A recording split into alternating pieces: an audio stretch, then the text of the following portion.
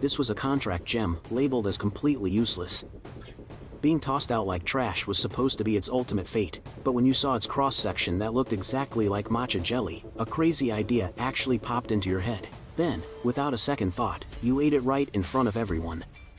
The whole school laughed at you, calling you a delusional freak, but little did they know, you actually formed a contract with yourself, and gained absolute control over your own body. Right then and there, you ordered yourself to do 500 push-ups, but you had no idea. This was only just the beginning. Because when you absorbed the energy of a second gem, you uncovered the most shocking truth of this world. Right now, you took a small knife and cut open what everyone considered a trashed awakening stone. You were a little disappointed, but right at that moment, looking at the sliced crystal, you suddenly felt a spark of craving. That cross-section was so smooth and crystal clear. With such vibrant colors, it looked exactly like a piece of matcha jelly. Wait a minute. A completely crazy thought exploded in your mind. What if I absorbed it myself, controlling my own self? 100% mastery over my physical body? This is an absolutely unprecedented path. Screw it, let's do this. The worst that could happen is just losing some energy anyway. Without a second thought, you placed it in your palm and guided its energy straight into your body. Other living beings might reject it, but you definitely wouldn't. As the crystal's energy flowed into your stomach, an indescribable feeling completely washed over you. It felt as if your body and consciousness had perfectly fused into one. You opened your eyes, and silently thought to yourself, go pour a glass of water. The very next second, your body moved completely on its own. Like a mere bystander, you watched your own legs get out of bed, walk right over to the table, and pick up the glass. It poured the water. The entire process was unbelievably smooth. It was totally irreversible. Even though it was still draining your own physical stamina, you didn't need to focus on controlling it at all. Do 500 push-ups. Right after drinking the water, you issued a brand new command. And just like that, your body dropped to the floor, and started doing push-ups at lightning speed. 1, 2, 100. By the time you hit 250, your muscles were screaming in agonizing pain. Your willpower had completely reached its breaking point. But under this absolute command, your body just kept going. Finally, the 500 push-ups were complete. You collapsed on the floor, so absolutely exhausted that you couldn't even move a single finger, but a massive smile bloomed across your face. This is way too much fun. This ability is literally the ultimate hack for self-discipline. Even though it doesn't seem that useful right now, at least it lets you completely shatter your limits during a workout. The next day, in the early hours of the morning, you were still dead asleep, but your eyes automatically snapped open. Your body got dressed, walked right out of the dorm, arrived at the track, and started running. This was the command you set for yourself last night. Wake up at 4 a.m. to go for a run. Your consciousness was still wandering deep in dreamland, but your body was like a finely tuned machine, faithfully executing its programming. By the time 6 o'clock rolled around, and you fully woke up, you were already sitting right there in the cafeteria. A bowl of plain rice porridge and 3 steamed buns sit right in front of you. Not bad at all. The corners of your mouth curl up in a huge grin, mentally patting yourself on the back for your genius idea. Just then, a loud commotion erupts, not too far away. Good morning, Luo Shiyu, goddess. I've already got your breakfast ready for you. You look over at the noise. You know right away that it's Luo Shiyu, the gorgeous idol from the class next door. She's incredibly popular, with an endless army of fanboys. Even your old roommate was one of her massive fans. As you munch on your steamed bun, you casually glance up out of habit. But the very next second, your pupils instantly shrink to pinpricks. You violently snap your head down, using the motion of drinking your porridge to hide the absolute panic screaming in your head. In your memories, Luo Shiyu was a stunningly beautiful girl with a perfect figure. But just now, what you actually saw was a massive, terrifying fox monster, walking upright and standing over 2 meters tall. Its face was covered in a fleshy, mimicry disguise of a teenage girl, just casually swaggering its way through the crowded cafeteria. And yet, everyone around was staring right at it with eyes full of absolute adoration. It's like they couldn't tell at all. What the hell is going on? Good morning, Zhangping. As the monster brushed past you, it let out a greeting that sounded horribly raspy to you, but like sweet music to everyone else's ears. You scream at yourself in your head. Stay calm. Keeping your face completely blank, you give a stiff nod. Luo Shiyu, good morning. Thank God. The thing didn't stop, and just kept walking right on by. You devour your breakfast faster than you ever have in your life, and walk out of the cafeteria acting as normal as possible. As a rational adult, you know exactly what you need to do. You absolutely cannot freak out right now. You calmly make your way toward the academic building. Your goal is the teacher's office.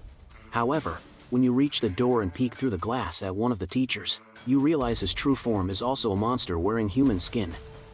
Without missing a beat, you walk right past the door. The teachers can't be trusted either. This is really bad.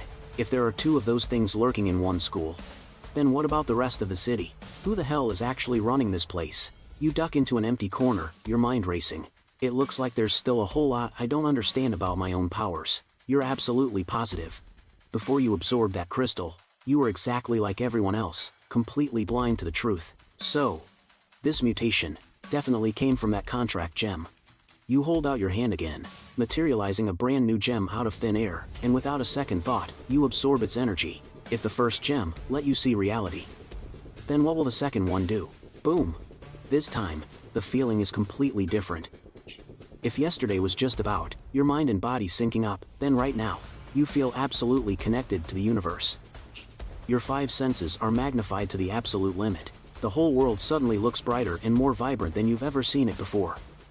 You open your eyes and sweep your gaze across the classroom. When your eyes finally lock onto an empty desk, you catch a faint scent of lingering energy. And then, a vision flashes right before your eyes. The teacher up at the front is rambling on and on, but inside the classroom, a giant fox is silently creeping up behind a student. At that exact moment, 2 lines of cold text pop up in your vision. Appraisal successful. Energy-tainted desk. An outstanding student was once killed by an aberrant beast right here, completely unnoticed by anyone. This tainted desk faithfully recorded the entire tragedy. Your heart skips a beat. You immediately turn your gaze inward, staring intently at yourself. A minute later, lines of text suddenly cascade across your vision. Appraisal successful. Summon beast. Zhang Ping. Master. Zhang Ping. Race. Human. Potential. 3 stars. Lifespan, 89 years. Talent. Contract gem. Consumes stamina and mental energy to forge a contract gem, establishing a deep bond with the target. The target receives a boost from your potential and luck. Repeated absorption can slightly increase your own potential, and has a 1% chance to awaken a brand new talent. Absolute command. You hold absolute authority over your summoned beast, which is yourself. Absolute obedience. You must absolutely obey the summoner's commands. Unstable appraisal. Can appraise a target, with a very slim chance of extracting information. The closer your power levels are, the higher the success rate. It actually worked. You stare blankly at this bizarre status panel, where you're both the summoned beast and the master, not knowing whether to laugh or cry. Does this make me my own unstoppable spear and immovable shield? But then, a massive wave of pure joy washes over you. So, this ability isn't a useless gem after all. It's a contract gem. Awakening new talents. This basically means infinite possibilities. Everyone else is stuck with just one superpower, but you can just keep absorbing energy to unlock a second one, a third one. Finally, you have a real trump card to survive in this twisted world. But first, you need to figure out the truth about Pearl City. Is it really a city for humans? Or just a hunting ground for beasts hiding in plain sight? You definitely don't want your own desk turning into another tainted crime scene. At noon, you grab a quick bite to eat, and leave the school. Using visiting Su Jingyao as an excuse, you're actually heading to the patrol headquarters to investigate, and to see just how many monsters are lurking in this city. The moment you step onto the street, your entire worldview is flipped upside down. Inside a weapon shop, a humanoid beast is casually sitting there with its legs crossed. It's munching on some bizarre, glowing golden jerky while reading the newspaper. To everyone else, he just looks like a middle-aged guy snacking on a treat. You keep your eyes fixed straight ahead, and silently cast. Appraisal. Appraisal successful. Aberrant beast. Tianchang fox. Talent. Cognitive distortion. Reality inversion. Ah. So that's how it works. They can completely warp people's perception and flip reality on its head. No wonder nobody notices them. You keep walking down the street, and along the way, you spot even more of them. Tianchang foxes. They're just strolling around and chatting like perfectly normal humans, even aggressively haggling over a couple of bucks. They possess an intelligence no less than that of humans. 2 hours later, you've finally arrived at the patrol headquarters. It's heavily guarded here, and the atmosphere is tense and deadly, seeming completely out of place. With the peaceful world outside, you take a deep breath and walk up to the front desk. Looking at the smiling, uniformed staff member behind it, you speak calmly. "Hello. I'm looking for someone." Behind the counter, the Tianchang fox asks you in a hoarse, raspy voice. Hello there. Who are you looking for? Your face shows absolutely zero emotion. Su Jingyao, you state the name. The Tianchang fox nods, looking down to flip through the records. A moment later, it looks up, fixing those inhuman eyes right on you. Su Jingyao is still at headquarters. Do you want me to call her over? Yes, please. I'd appreciate it. You nod, but your heart completely sinks, the exact moment you nod. Your innate ability triggers. Appraisal successful. Mutated beast, Tianchang fox. Ability, cognitive distortion, logic inversion, blind trust. A chill runs through you. This thing is way stronger than the one you ran into at school. Its abilities are far more bizarre, and much harder to deal with. You know exactly why humanity in this world is forced to hide behind city walls. These monsters are just born so much stronger than us. The sound of footsteps approaches. You look up, forcing a strained smile onto your face. Two Tianchang foxes walk over. The mimicry disguise on one of them is the exact image of Su Jingyao. That layer of disguise gives off a faint glow, making it look incredibly fake and deeply unsettling. Zhang Ping, what are you doing here? The Tianchang fox wearing Su Jingyao's face speaks, its voice just as unnaturally raspy. You force yourself to smile a little more naturally. I was just worried you wouldn't get used to the patrol force. How are you holding up? If it's too much, you could always just come farming with me. Who wants to go farming with you? I can only get stronger if I stay with the patrol force. I have to protect this city, and get justice for my parents. It snaps aggressively, flawlessly mimicking Su Jingyao's fiery temper. You let out a long sigh, as if genuinely feeling sorry for her. Alright then. Looks like you're adjusting just fine. I'm relieved to hear that. Are you really going to go be a farmer? It asks. You shrug your shoulders, looking utterly helpless and resigned. What else can I do? I'm the one who awakened a completely useless ability. Who knows when we'll see each other next? Yeah. It gives a curt nod, and turns to walk away, without a single ounce of hesitation or attachment. You calmly walk out of the patrol headquarters, looking up at the blindingly blue sky. It takes a long moment before you finally walk away.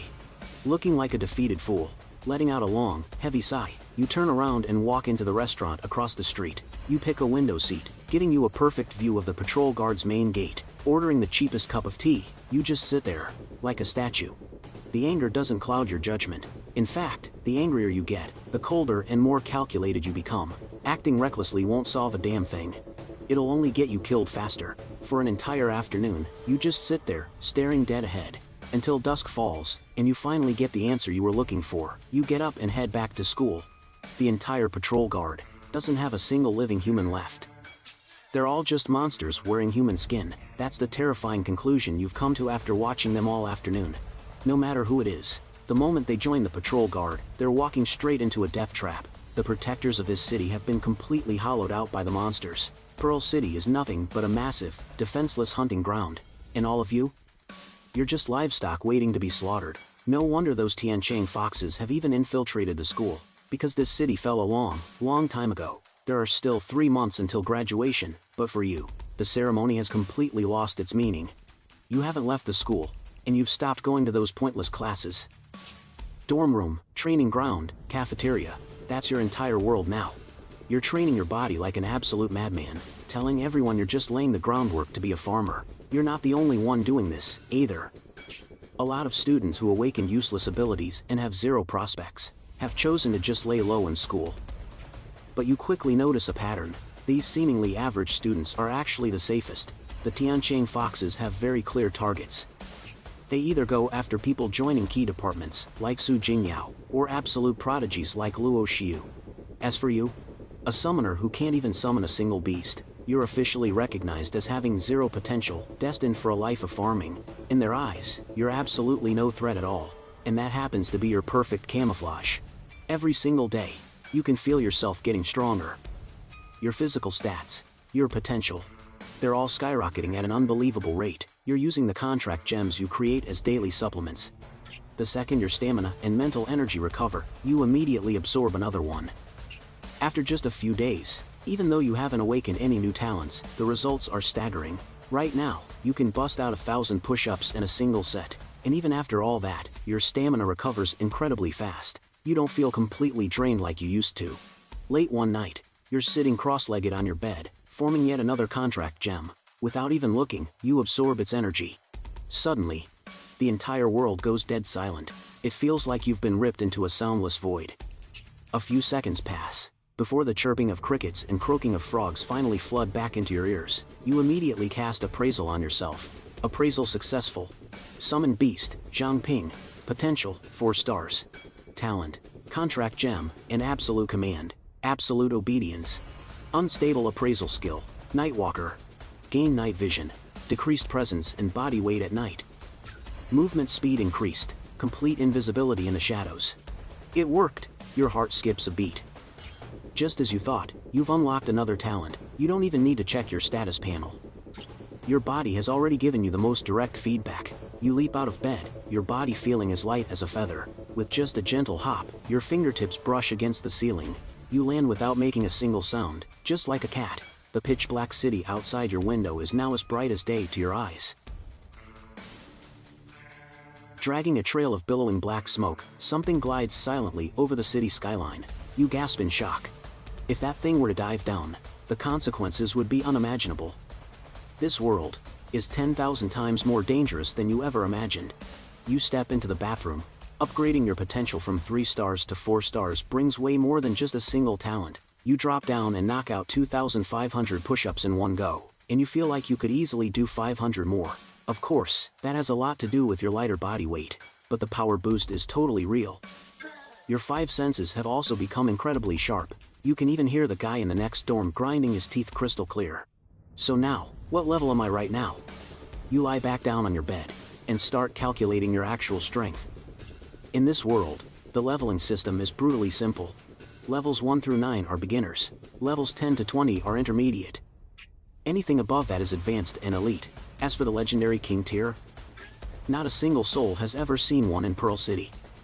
The next day, you wake up to find your body automatically running on the track field. The sun isn't even up yet, but you feel ridiculously energetic. Thanks to your upgraded potential, even your need for sleep has dropped. After finishing your run, your body automatically marches you straight to the cafeteria.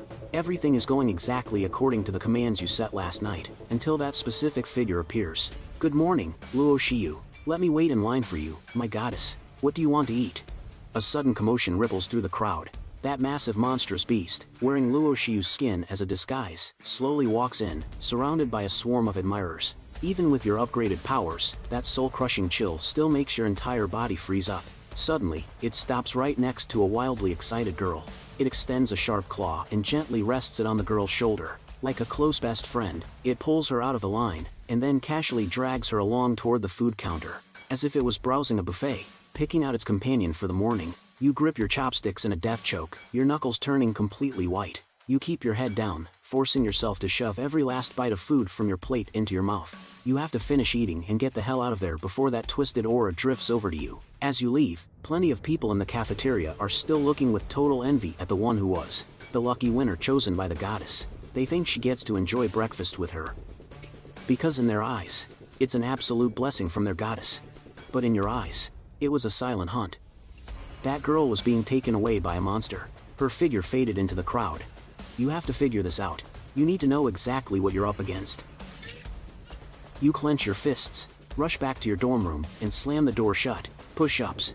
1,000 reps. You bark the order at yourself. Sweat quickly soaks through your clothes, but you do not stop. Sit-ups. 500 reps. Frog leaps. 300 reps. Again, your eyes are bloodshot as you roar at yourself in your head. For the entire morning, you push yourself to the absolute breaking point. At noon, after wolfing down your food, and resting for 2 hours, you start throwing punches again. The moves from combat class flash through your mind. The Mingju 3-punch style. Rat Chaser, for weaker foes, crushing them with sheer momentum. Wolf Dash, for opponents at your level, aiming for a fatal strike. For larger foes, constantly moving to drain their strength and deflect their power. Though it is only 3 stances, it is a technique paid for with the lives of countless predecessors. You might not be a physical enhancement type, but you have a contract gem. Your potential has no limit. At 9 o'clock that night, you change into all black and slip out of the dorms like a ghost. There are still underclassmen sparring on the field, but you ignore them. You just take a distant glance toward the girls' dormitories. The fists in your pockets, clench tight once again.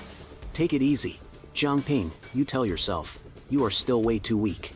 Leaving the school grounds, you completely melt into the darkness. The Nightwalkers, talent makes you practically invisible to this world. People walk right past you, completely oblivious to your presence. You start weaving through the streets around the school, like a true hunter, silently analyzing your prey. You recall what was taught in class. An aberrant's eyes glow in the dark. Beginner level is white light. Mid-level is green. High level is blue light, and the absolute top tier is red. You might be short on experience, but you can still make a solid guess. You realize that the power level of these Tianqiang foxes mostly falls between mid and high level. That means they are somewhere around level 19 to 25. Yet, over the past few days, a massive question has been eating away at you. Another beginner level. You crouch down in a dark corner, watching a Tianqiang fox nearby with bright white glowing eyes. It is just swaggering down the street like it owns the place. This makes absolutely no sense. A beginner-level aberrant, no matter how tricky its powers are, could never hide from a mid or high-level awakened. The gap in levels is absolute. Just like a grade schooler could never overpower a grown adult, but the crazy truth is, these low-level monsters are also running completely wild in the city, committing brutal acts right out in the open, and yet, the strong ones around you are all acting like they're completely blind, completely clueless. There has to be some crucial intel you're missing here. You glance at that low-level phantom fox. As it turns and fades into the deeper darkness, you already have a rough map mapped out in your head. Centered around the school, across the 16 nearby streets, there are at least 50 phantom foxes lurking about. The strongest one, outside the campus, is probably level 25 or higher. But the one inside the school, posing as a teacher, that thing is likely pushing level 30. You didn't even dare to use your inspect skill on that monster. Instinct. A primal, beast-like instinct was screaming at you, warning you that if you even tried to probe it, in the very next second, you'd be dead. That wasn't just paranoia. You were 100% certain. That monster wearing Luo Xiu's face, its level is absurdly high. It might even be an apex mutated beast. That's enough intel for now. You continue doing push-ups on the cold floor of your dorm room. Sweat drips down your face, but your mind is racing. There's no way I can pull this off alone. But these monsters have abilities that are way too freaky. Even the low-level ones can fool high-level awakened. If I just go blabbing without proof, who's gonna believe me? The only way out of this is to get my hands on some hard evidence. If I have that, I might be able to get the real heavyweights to act. However, hunting a phantom fox is like kicking a hornet's nest. You have zero confidence that, after taking one out, you'd actually make it back alive. At the end of the day, you're just too weak. Sit-ups, another 500 reps. Gritting your teeth, you force yourself to push through the grueling command. Lately, you've been absorbing the energy of 2 contract gems every single day. Your potential is rising, and your body is getting stronger, but that new talent still hasn't shown up. The only thing keeping you from total despair is the tangible feeling of getting stronger day by day. The next day, you open your eyes, waking up even earlier this time. 4 a.m. The sky is still pitch black. The only sound on the entire field is your heavy panting as you run. The wind bites at your skin. For a brief moment, you actually feel like you're back on the campus from your past life. If only these monsters weren't here. The moment you think of those students getting devoured, your fists clench on their own. Suddenly, your foot hits something hard. You stop dead in your tracks, and look back. Something on the ground is catching the faint light. Cancel morning run. Free movement mode. You immediately issue the command to yourself, walking back, to pick it up. It's a dark, almost pitch-black ring. The craftsmanship is exquisite, etched with patterns that are as beautiful as they are bizarre. This definitely isn't some cheap junk. Inspect. Inspect failed. Again, inspect failed. Your heart skips a beat. With ordinary items, the inspect skill works in a split second, but on this thing, it actually failed twice in a row. You cast identify on it like crazy. After failing over a dozen times, the information finally pops up. Identification successful. Assassination ring. Once equipped, all living beings will subconsciously ignore the wearer. High-level awakeners and above are immune. Right at the moment the identification succeeds, a vision violently crashes into your mind. A white-bearded old man, with one hand pressing down on the ring, and the other holding down a tied-up man. A flash of golden light, and the man wails in silence. Streaks of golden light are ripped from his body and poured directly into the ring. The vision shifts to the athletic field. A man in white wearing a black mask is fighting against Luo Xiu, but he is completely outmatched. He is quickly crushed, his energy core destroyed in an instant. The vision abruptly cuts off there. So that's what happened. You figure it out in a flash. breaking out in a cold sweat. This is most likely a trap left by the Sky Fox. You jerk your head up to stare at the girl's dorm. It is dead silent. You force yourself to calm down. Gritting your teeth, you quietly slip the ring onto your finger. Throwing it away now would be way too suspicious. While it is still dark and your Nightwalker effect is active, you need to get the hell back to your dorm. You spin around, vanishing instantly into the night. Meanwhile, by the wall outside the field, a yawning Sky Fox suddenly feels something is off. It squints its eyes, then rubs them in disbelief. The ring is gone. Oh, crap! It immediately leaps onto the field, pressing its nose to the ground and sniffing frantically. But amidst the chaotic mix of scents, it subconsciously ignores your specific trail. After searching the entire area, it finds absolutely nothing. No one was here? How is that even possible? The Sky Fox is completely dumbfounded. It had been following Luo Shiyu's strict orders, keeping watch the entire night. How could the ring just vanish into thin air? No, wait, someone definitely came. To be able to hide from me, they must be at least mid-level. It narrows its slender, fox-like eyes, turning around and sprinting straight toward the girl's dorm. At the exact same time, standing on the balcony of the boys' dorm, you watch the fox run off, and let out a long, slow breath. The gamble paid off. It is 4 in the morning, and the sun is not up yet. Your presence is naturally low to begin with, and after putting on the ring, it was completely erased. That thing did not notice you at all, but still, there is no way you can wear this ring during the day. A monster on Luo Shiyu's level would definitely see right through it. So, I am not the only one who figured it out. You head back into your room, gently rubbing the ring on your finger. That man in white was clearly hunting these monsters too. Why did he specifically target Luo Shiyu? To make a move? Does it have some special status among the foxes? There's just too little intel. You can't figure it out. You just flop onto the bed, deciding not to overthink it. But this ring does serve as a wake-up call for you. Power isn't just about training on your own. In this world, there's also all sorts of magical gear. Tonight, you need to look into the prices for gear. You set your goal, glance at the alarm clock. 5 in the morning, you can still sleep for 1 hour. You give yourself an order, and instantly fall fast asleep. Suddenly, in a hazy blur, you see Su Jingyao. Her silhouette is blurry, but her almond eyes are as clear as water, looking at you anxiously. Zhang Ping is in danger. Get up, quick! A dream? No. Wake up! You snap your eyes open. The very next second, without a shred of hesitation, you pull off the ring, shove it into your mouth, and swallow it down with a loud gulp. Then you close your eyes, and go back to sleep. A few minutes later, the door to your dorm room is pushed open without a sound. Luo Shiyu walks right in. It paces around your room, like it's patrolling its own territory. Finally, it stops right by your bed, and lowers its head. That mimic disguise is almost touching your face. A breeze from the balcony blows in, gently fluttering the edges of its disguise. Behind it, those narrow, slit-like fox eyes are quietly scrutinizing you. Its sharp claws slowly extend, stopping less than 1 centimeter from your temple. You can even smell the stale stench of residual energy on its claws. A moment later, it retracts its claws, turns around, and leaves. Outside the door, another Tiancheng fox asks in a low voice, "Your Highness, why didn't you just finish him off?" Luo Shiyu shoots at a cold glare. It's not him. And also, don't waste food. Yes. That Tiancheng fox is so terrified it instantly shuts its mouth. Luo Shiyu turns back, takes one last look at you, sound asleep, and disappears down the end of the hallway with its subordinate. Half an hour later, you suddenly snap your eyes open. Your heart is still pounding like crazy. That was way too dangerous. You can't afford to be careless for even a second.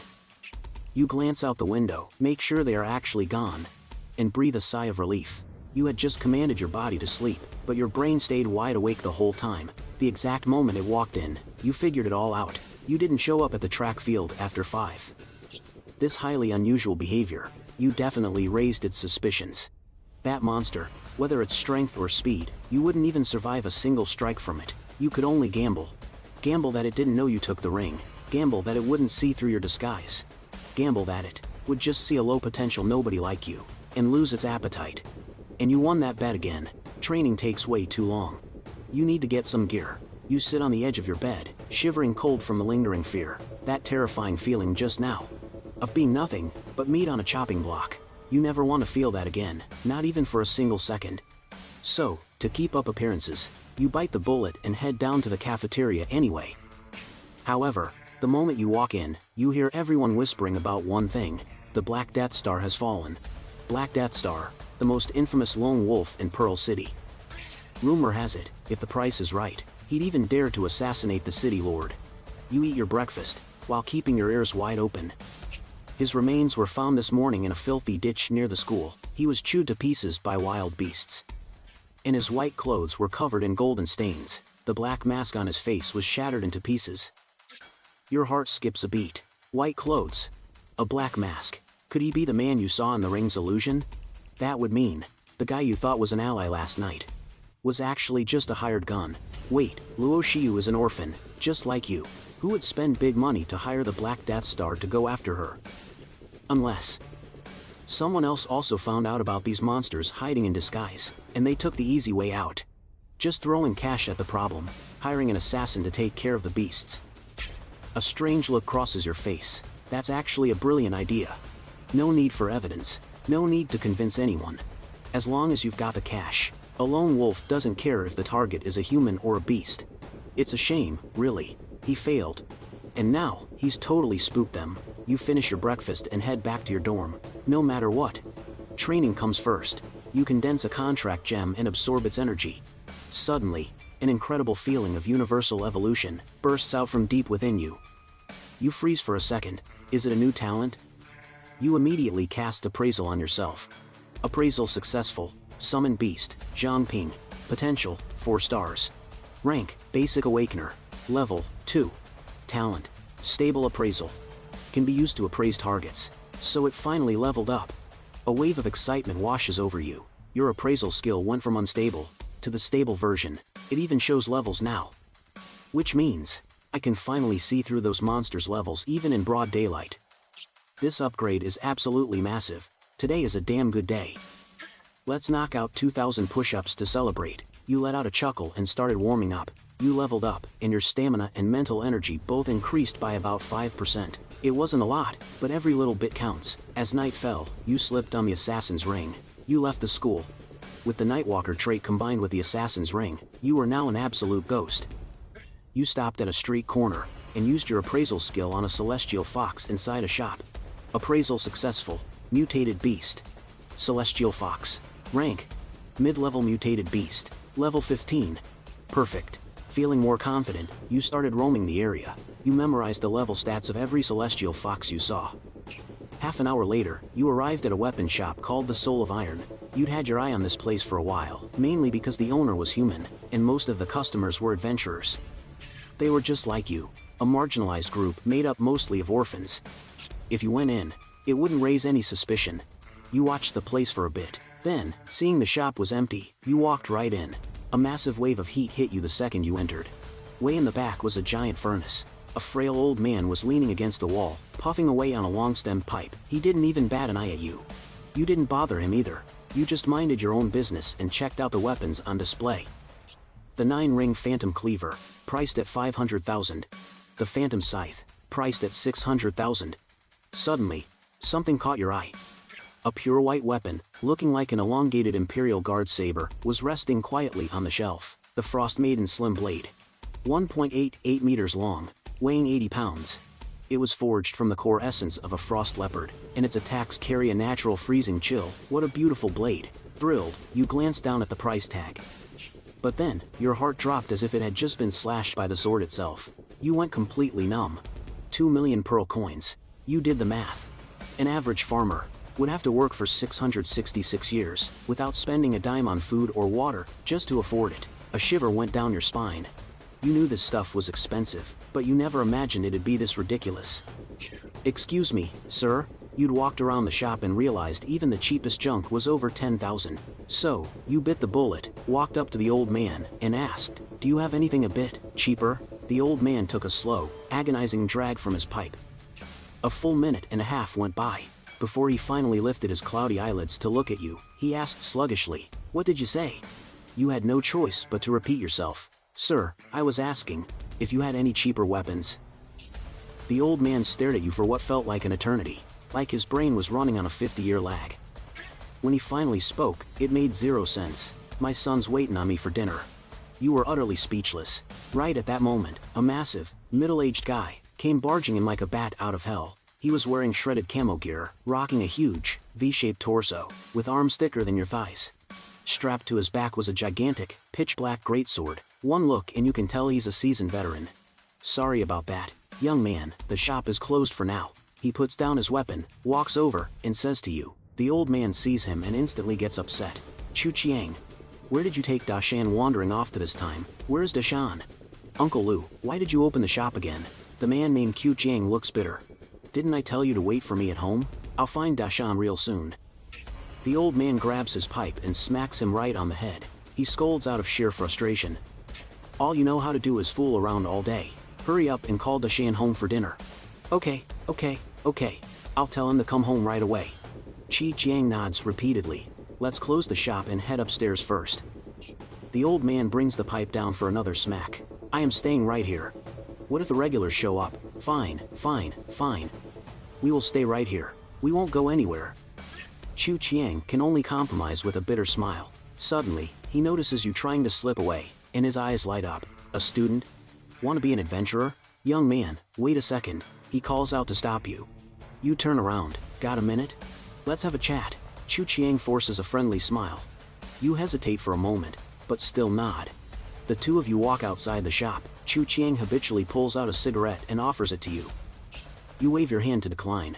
Young man, you're graduating soon, right? He tucks the cigarette behind his ear and gets straight to the point. Almost. You nod. What are your thoughts on the blacksmith trade? He asks cautiously. You immediately understand what he means. You glance at the slightly senile old man in the shop and play along with him. It's better than being a farmer. Right, exactly. Way better than being a farmer. He acts like he's found a kindred spirit. Farmers in this world do way more than just plant crops. Fixing roads, patching city walls, handling the whole city's garbage and waste. Basically, other than fighting, they do all the dirty and exhausting work. Big bro, what are you trying to say? You point towards the shop. Seeing that you catch on quick, Chu Chiang decides to lay his cards on the table. To be honest with you, that is my uncle, my blood uncle. Who is also my brother, Dashan. He went missing a while ago. Uncle Lu's mind is a bit muddled right now, so I'm looking for someone to take care of him, and keep an eye on the shop while they're at it. Of course, I'll come over when I have time and teach you a few tricks. I guarantee you'll master the trade. What do you say? Your mind races. Not only will I cover room and board, I will even pay you $100 a month. I'll think about it. I'll give you an answer tomorrow. You're a little tempted, but you've still got some concerns. That missing guy, Dashan. Chances are, he was devoured by a Tianchang fox. Even though the dorms are dangerous right now, Luo Shiyu only targets the girls, so the guys are actually relatively safe. But, that room inspection this morning, it completely shattered any sense of security you had left in those dorms. Alright. Take your time and think it over, Chu Chiang says, suddenly shoving a dagger into your hand. Take this. As a token of friendship. The city hasn't been safe lately. Watch your back out there. After saying that, he turns around and heads back into the shop. You walk away, turning things over in your mind, and subconsciously pull out that dagger. The moment it clears the sheath, a cold light flashes. Your pupils shrink. The material of this dagger. It's actually exactly the same as that $2 million Cold Maiden blade. They're identical. The blade is a translucent, snowy white, radiating an intense, piercing chill. Good lord. This is way too generous of a gift. In that instant, you make up your mind. Trusting your life to a monster's dietary preferences? That's just plain stupid. What if one day, Luo Shiyu decides she wants a change of pace? It's settled.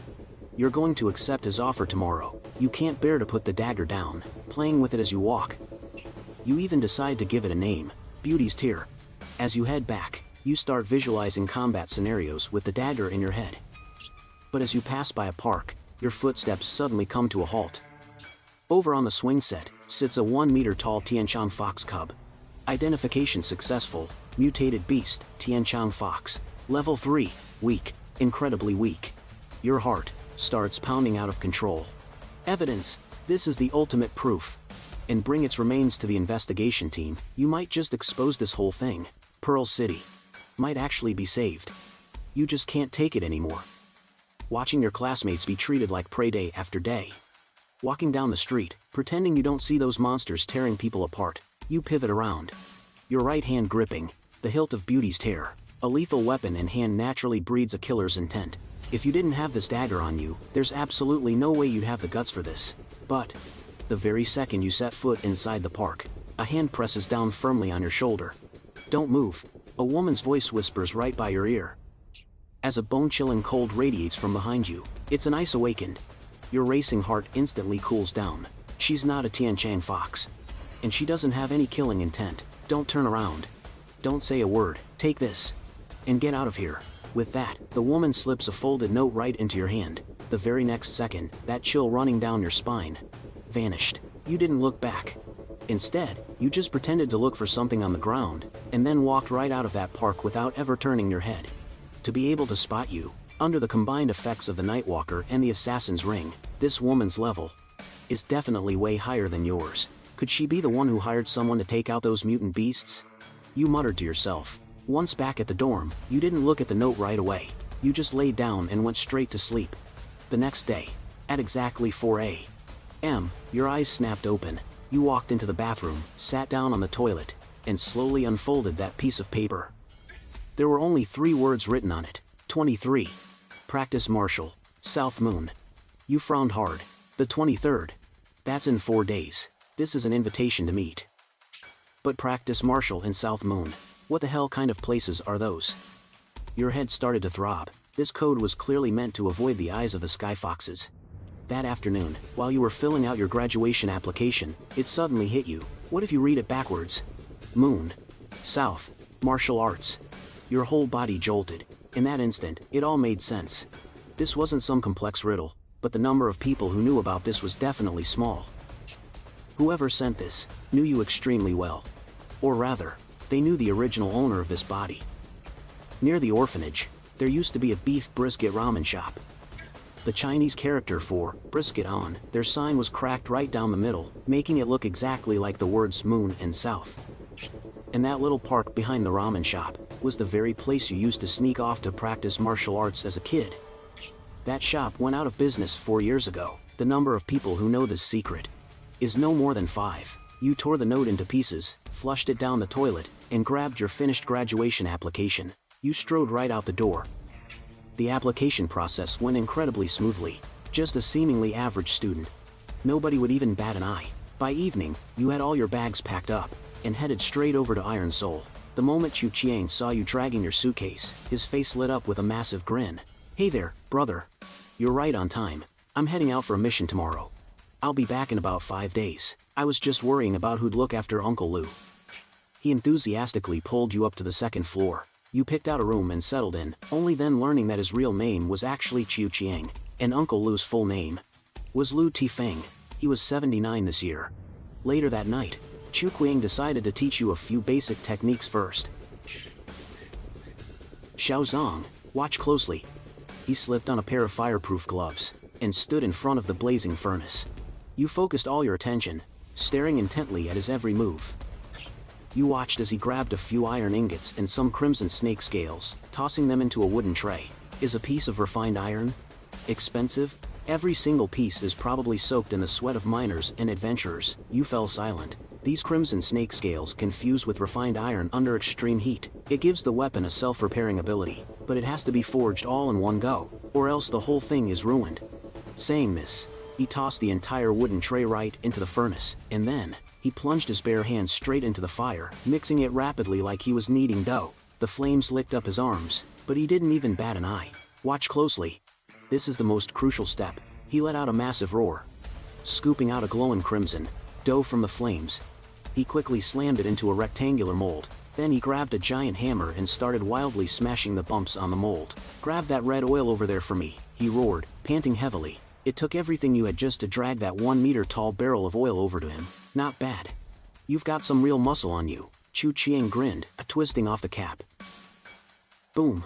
A massive explosion rang out. Steam erupted into the air as he pulled the mold apart. A pitch-black battle blade glowing with red veins appeared right in front of you. He picked up the sword and swung it fiercely at the testing stone. A flash of the blade, and the rock-solid testing stone was sliced clean in two. This is just the standard issue blade here in Pearl City, the Pearl Blade. You were absolutely blown away, but you quickly snapped back to reality. Even with this kind of technology, Pearl City was still completely riddled with skyfoxes. Can this blade even scratch a mid-level mutated beast? You asked. Chu Chiang just chuckled. It does fine against the low-level ones. But mid-level? You'd better pray to your lucky stars. Alright, your turn. Give it a shot. He tossed you a pair of fireproof gloves. You took a deep breath, slipped them on, and stepped up to the forge. Copying his exact moves, you tossed the materials into the furnace. Instantly, a terrifying wave of heat blasted you right in the face. Your eyebrows literally singed and curled up. Don't you back up, feel how the materials are changing. Chu Chuang roared from behind you. You gritted your teeth and plunged both hands straight into the roaring flames. You grabbed a hold of that boiling hot mass. Knead it, make sure it's completely blended. It was only then that you realized, this stuff was 10,000 times harder to mix than dough. You pushed with every single ounce of strength you had, kneading it desperately. Sweat instantly soaked right through the back of your shirt. Hurry up, or the materials are gonna burn to a crisp. Finally, you felt the dough in your hands, fully blend together into one solid piece. You immediately scooped it out, slammed it into the mold, and went straight for that massive iron hammer. And that's when you realized. This hammer was ridiculously heavy. It took both of your hands just to barely lift the thing. You hammered away like your life depended on it, smashing the bumps on the mold totally flat. Then you grabbed the fire oil and dumped it right on top. Boom. The steam bursts out. You let go, unable to hold on any longer. You slump onto the floor, completely exhausted. Have some water, Uncle Chiang says, handing you a cup. You grab it and chug it down in one go. He watches you, with a newfound look of approval in his eyes. Not bad. I honestly thought you'd give up. Seems like those teachers at your school are completely blind. With this kind of grit, you're more than qualified to join the Big Three. You wipe your mouth and finally ask the question you've been holding in for days. Uncle Chiang, people always talk about the Patrol Guard and the Investigation Corps, but what exactly is the third organization in the Big Three? Uncle Chiang just throws his hands up and says it like it's the most obvious thing in the world. I have no idea. That's just what they've called it in Pearl City for ages. Everyone knows there's a third faction, but as for its name, where it is, or what it does, nobody knows. You freeze. Seriously? The whole city is just playing along with this massive mystery? You originally thought it was just you being clueless, but it turns out literally nobody has seen them. Anyway, who cares what they're called? Uncle Chiang slaps the mold. You done resting? If so, let's take a look at your very first creation. You stand up, your palms dripping with sweat. Uncle Chiang gestures for you to do the honors. You grab the lever and yank it hard.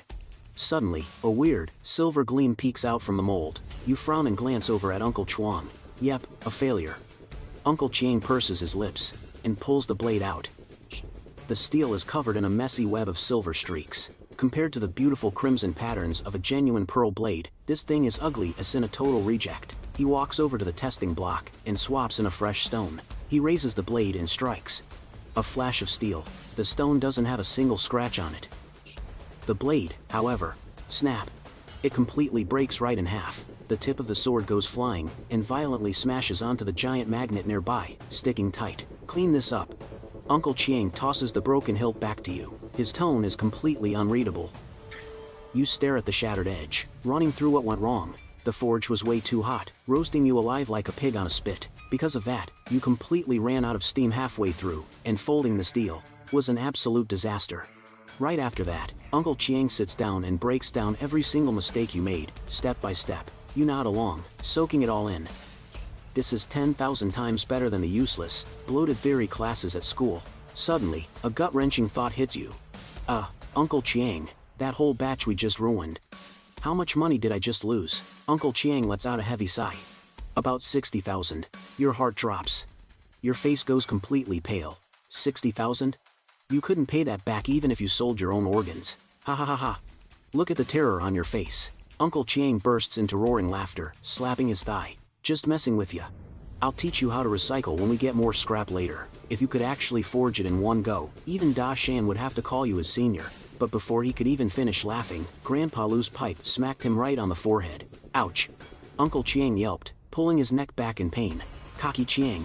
This kid's got even more talent than Da Shan. Where'd you kidnap him from? For a split second, Grandpa Lu's eyes looked sharp and clear, but just as quickly, they clouded over with confusion again. Where's Da Shan? Where did Da Shan go? Uncle Chiang let out a heavy sigh. He patted your shoulder, his tone heavy. Take good care of Uncle Lu. I've got some business to handle, so I'm heading out. You nodded. Uncle Chiang might be a total blabbermouth, but he still nagged you for over 10 minutes before finally leaving. The shop fell silent, leaving only the crackle of the furnace. You poured a glass of water and walked over to Grandpa Lou. Grandpa Lou. Here, have some water. The old man ignored you, keeping his head down and taking a drag from his pipe. A moment later, Grandpa Lou suddenly looked up. His eyes were as sharp as an unsheathed blade. That's enough. Put the glass down. That guy is long gone. You jumped in surprise. I haven't lost my mind, Grandpa Lou scoffed coldly. His tone was dead calm. Something happened to Deshan. I know exactly what's going on. Chiang wants to investigate it, but I'm afraid he'll get himself killed too.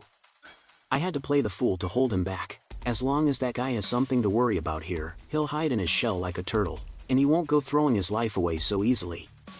Your heart skipped a beat. What a brilliant act. Is this how the old veterans play the game, Grandpa Lou? Aren't you worried I'll tell Uncle Chiang, will you? The old man asked, firing right back at you. A faint smile danced in his eyes. You shook your head helplessly. No, I won't. Well, there you have it. The old man blew out a smoke ring. Chiang is a terrible teacher. For the next few days, I'm going to teach you the real Liu family kneading technique, the Liu family's craft. Cannot die with my generation. At exactly 4 in the morning the next day, your eyes snapped open, but Grandpa Lou was even earlier. He was already waiting for you in the 3rd floor workshop. Get over here. Start kneading.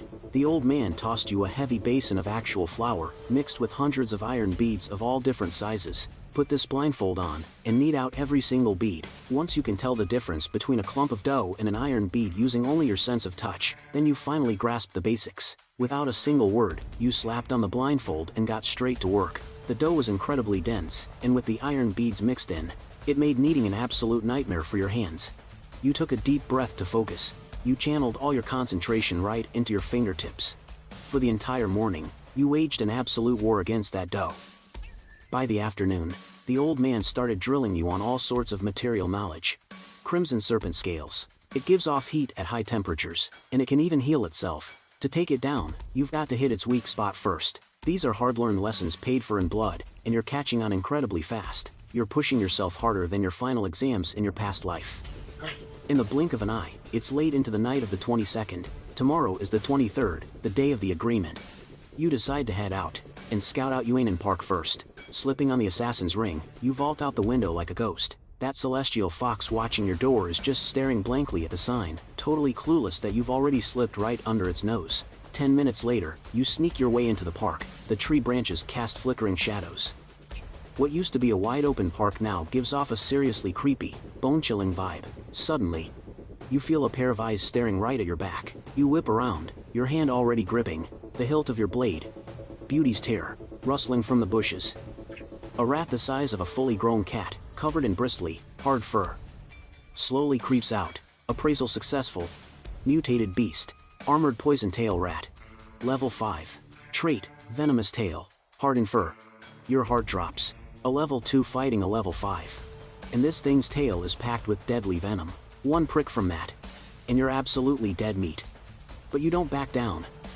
If this freak hurts the kids at the orphanage tomorrow, then what? With a deadly weapon in hand, your killer instinct kicks in. You push off the ground with an explosive burst, charging forward like a hunting cheetah. That damn rat is incredibly cunning. Seeing you thrust your blade right at its eyes, it curls up into a tight ball. Spinning wildly to deflect the impact, your blade slashes against its bristly back, making a harsh, metallic screeching sound. A miss. You instantly jump back. The beast springs back out.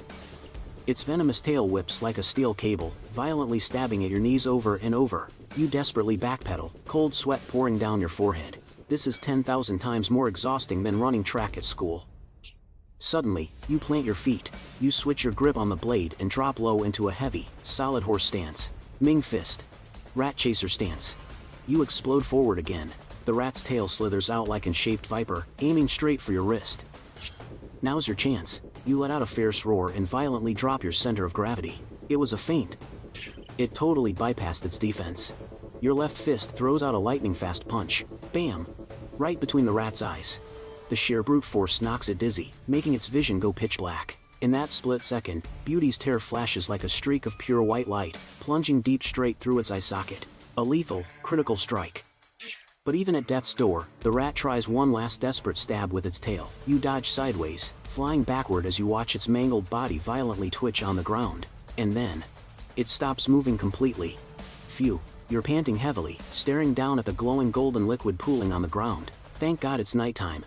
Your Nightwalker speed bonus is the only thing that just saved your life. A few minutes later, right after you slip away, two women suddenly appear by the beast's carcass. One of them is wearing a sharp, light green military uniform, someone wearing an ice mask.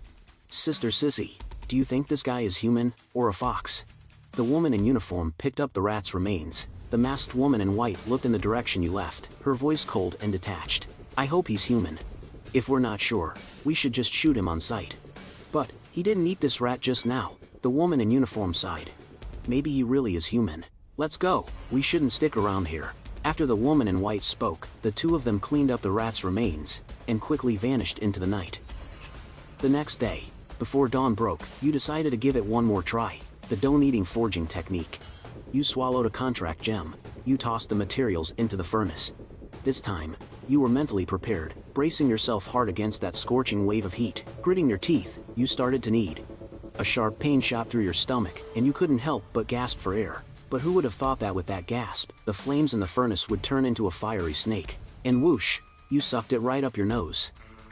A warm current rushed down your throat and straight into your stomach. You instantly felt a burst of energy, and your hands moved much more smoothly. A new talent? Your heart skipped a beat, but your hands didn't stop working. Grandpa Lou glanced over at you, but didn't say a word. A moment later, the old man suddenly spoke up. The furnace is too cold, add some wood. You finally snapped back to reality, and hurriedly freed up a hand to toss in some firewood. After a flurry of panic, you finally managed to shove the materials into the mold. You collapsed onto the ground. Immediately, you checked your stat panel. Fire Eater. Recovers stamina by consuming flames, and converts excess fire into elemental fire energy stored in the body. This ability will gradually increase the user's heat resistance. The first thing you noticed was that your potential had dropped from 4 stars down to 3 stars. The remark in the description made you instantly understand.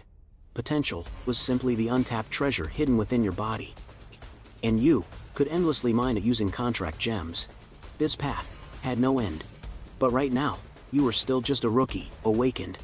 Any random intermediate fighter could absolutely wipe the floor with you. Unsurprisingly, your second forging attempt ended in failure. So, you just sat by the furnace, treating it like an all-you-can-eat buffet, endlessly inhaling the flames down into your stomach. Whenever the fire got weak, you just tossed in more wood. Then, you went back to inhaling. Half an hour later, you felt completely stuffed. A cozy, warm energy flowed smoothly throughout your entire body. With a mere thought, that energy acted like a good little puppy, and instantly rushed right into your fist. Man, this felt incredible. This was your very first truly controllable superpower. By evening, you could already make a tiny flame dance and twirl right around your fingertips. Not only is this power totally badass, it also keeps the cold out. This gives you a lot more confidence for the meeting ahead. After dinner, you once again grabbed an extra bite to eat. Once you made sure Grandpa Lou was fast asleep, you slipped the ring on and vanished into the night. The park was dead silent. You found a dark corner to hide in, waiting around while getting used to the fire element burning inside you. Suddenly, a black circle appeared right under your feet. Before you could even react, you fell right through. A sudden wave of weightlessness hit you. It was pitch black all around. You struggled frantically, even burning right through the soles of your shoes, but you still couldn't stop falling. 30 seconds later, you landed with a heavy thud. Your entire body was tightly bound by a thick, black, gooey liquid. Only your head was left sticking out. You have 5 minutes to prove you're human. An icy voice echoed out. You looked up. It was that woman in white wearing the ice mask. The ice sword in her hand was already pressed right against your throat. Prove you're human. Your brain went into overdrive. Wait, don't tell me you guys can't figure out which monsters are hiding in the city? The woman stayed silent, but her silence gave you all the answers you needed. They knew monsters were here, but they had no idea who or how many there were. As far as they were concerned, every single person here could be a demon hiding in plain sight. Damn it, how the hell am I supposed to prove that? I'm not the Monkey King, I can't just transform and show my true colors. Come on, give me a hint here, you asked tentatively. The woman remained completely speechless. You were out of options. You had no choice but to spam your appraisal skill on her like crazy. Appraisal failed. Appraisal failed. Plus 20. You were starting to wonder if your damn power was broken. Finally, 2 minutes later, a system prompt popped up. Appraisal successful. Name, Lu Sishan. Race, human. Rank, high level awakened. Level, 21. Wow, she's strong. You sucked in a sharp breath.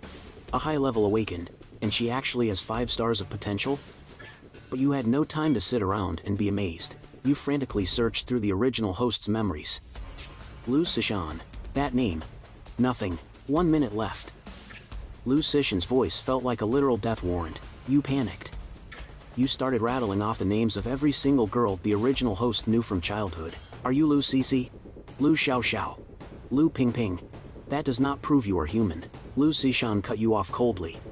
Yeah, she's right. If a heavenly fox really wanted to dig up that kind of info, they could definitely find it. You stared right at her. Suddenly, a flash of inspiration hit you, and you decided to make a massive gamble. Liu Cici. Liu Sishan. Just one word off. You stared dead into her eyes, and say, word by word. Sissy, do you remember? When we were kids and you fell into the river, I was the one who pulled you out. Because of that, the director made me stand in the corner for 3 days. And that stone you gave me, I still have it. But, she doesn't react. Your mind races, racking your brain for every single memory of the girl named Liu Cici. Suddenly, you remember something stupid that only the two of you know.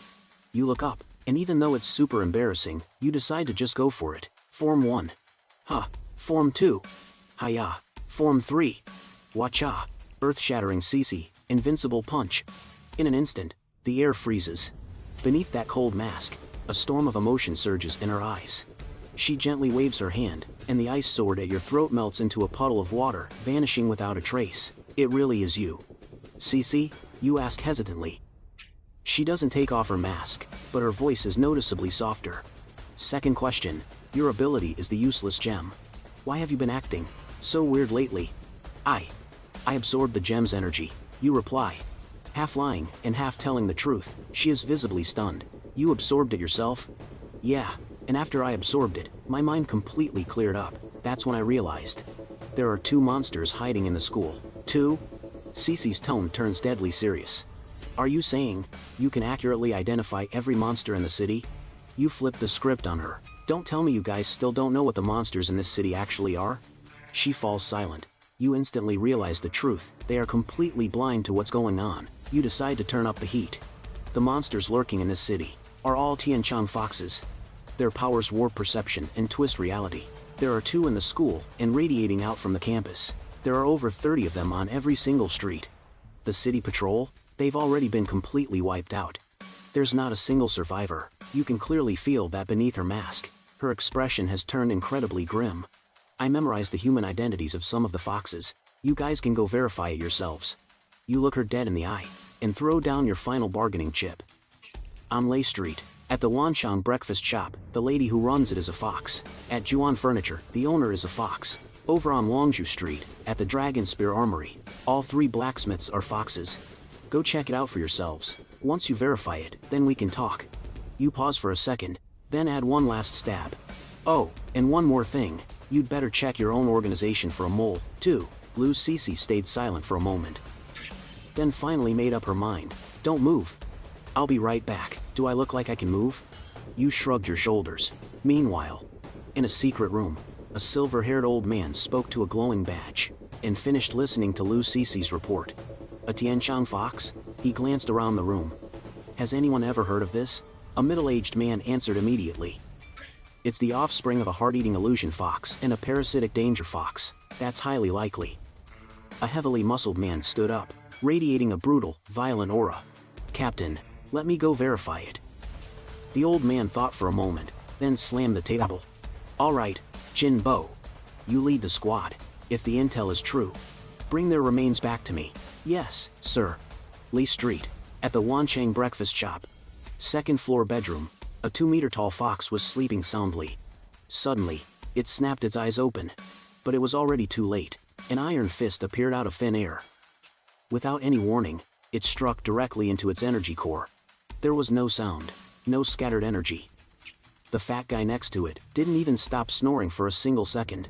Jinbo lifted the fox's carcass and coldly spat out one word, almost at the exact same time. In the school dormitory, Luo Xiu suddenly snapped her eyes open. She instantly appeared 100 meters in the air. Yue Ju has fallen. Her voice was ice cold. Right after, she sensed another life force fading away. Another one has fallen. ROR, a roar of absolute fury turned into a terrifying shockwave, sweeping across half of Pearl City. Countless Tianchang foxes lurking in the shadows were startled awake. But at this moment, Jin Bo's squad had already vanished outside the city walls with the two carcasses. The moment they left Pearl City, those two human corpses suddenly twisted and mutated, turning into two massive foxes. Beautifully done. Jin Bo looked down at the fox carcasses, revealing a cold smile. At least we finally know what the enemy looks like. Back in the dark room, the badge in Lu Cici's hand lit up. Sissy, the captain's voice came through. From now on, you and Manny are in charge of secretly protecting Zhang Ping. You can judge his credibility for yourself. I will back you up, and we'll do our best to confirm the identity of every single Tianchang fox. Lu Cici walked back over to you and removed your restraints. Did you verify it? You asked, stretching out your arms and legs. Yeah, she nodded, but we can't completely rule out the possibility that this is a trap. So, for now, you can only act as our informant. You just gave a casual, indifferent smile. As long as we can take out these monsters, what's the harm in playing the spy? I have a question. You look straight into her eyes. Why can't those high-level awakened in the city see through the disguises of these low-level monsters? Because. Lu Cici takes a deep breath, and delivers an answer that sends shivers down your spine. Hidden inside Pearl City, there's most likely a king-class mutated beast lurking in the shadows. Your eyes instantly widen in shock. A king-class? Are you kidding me? Do we even have a king-class on our side? No. You feel a bone-chilling cold shoot straight up from your feet to the crown of your head. Then what the hell are you guys gonna use to fight it? Lu Cici falls dead silent. The very next second, a sudden force pulls you upward. You return to the surface. You head back to the Soul of Iron. Lying in bed, there's only one word echoing in your mind. King class. We are severely outgunned. A profound sense of powerlessness washes over you for the very first time. Since we don't have a king class of our own, we'll just have to overwhelm it with sheer numbers. The following day, you continue learning under Lu Tifeng. There are still a lot of villages outside the city walls. The old man blows a smoke ring and drawls slowly. The people in those villages, we call them savages. They worship monsters as gods, and capture living people for sacrifices. Out in the wild, sometimes the most dangerous things aren't the monsters, it's them. Your heart skips a beat. Take this ghoulhound's claw. The old man tosses a dark, lumpy object at you. It has earth-countering properties. Grind it into powder. Mix it into fire oil, and you can make weapons perfectly tailored to counter Earth-type abilities. You weigh the hound's claw in your hand. A foul smell of rotting decay hits your face. Grandpa Lu, what's the difference between a ghoul hound and a regular dog? Black fur, red eyes, and a mouth full of human teeth. Lu Tifeng blows another smoke ring, short and to the point. A goofy image of a dog wearing human dentures instantly pops into your head, and you almost burst out laughing. For the entire morning, you study under Lu Tifeng's strict guidance. After lunch, you sit by the furnace and ignite blazing flames in both hands, starting to practice your newly developed moves. Flame palm, flame blade. You're having the time of your life playing around, just like a kid with a brand new toy. Just then, a timid voice sounds from right behind you. Excuse me, how much is this sword? You turn around, and see a clean-looking, almost delicate boy pointing at a blade. You stand up and walk over. You take a quick look. This one's not for sale, it's a display sample.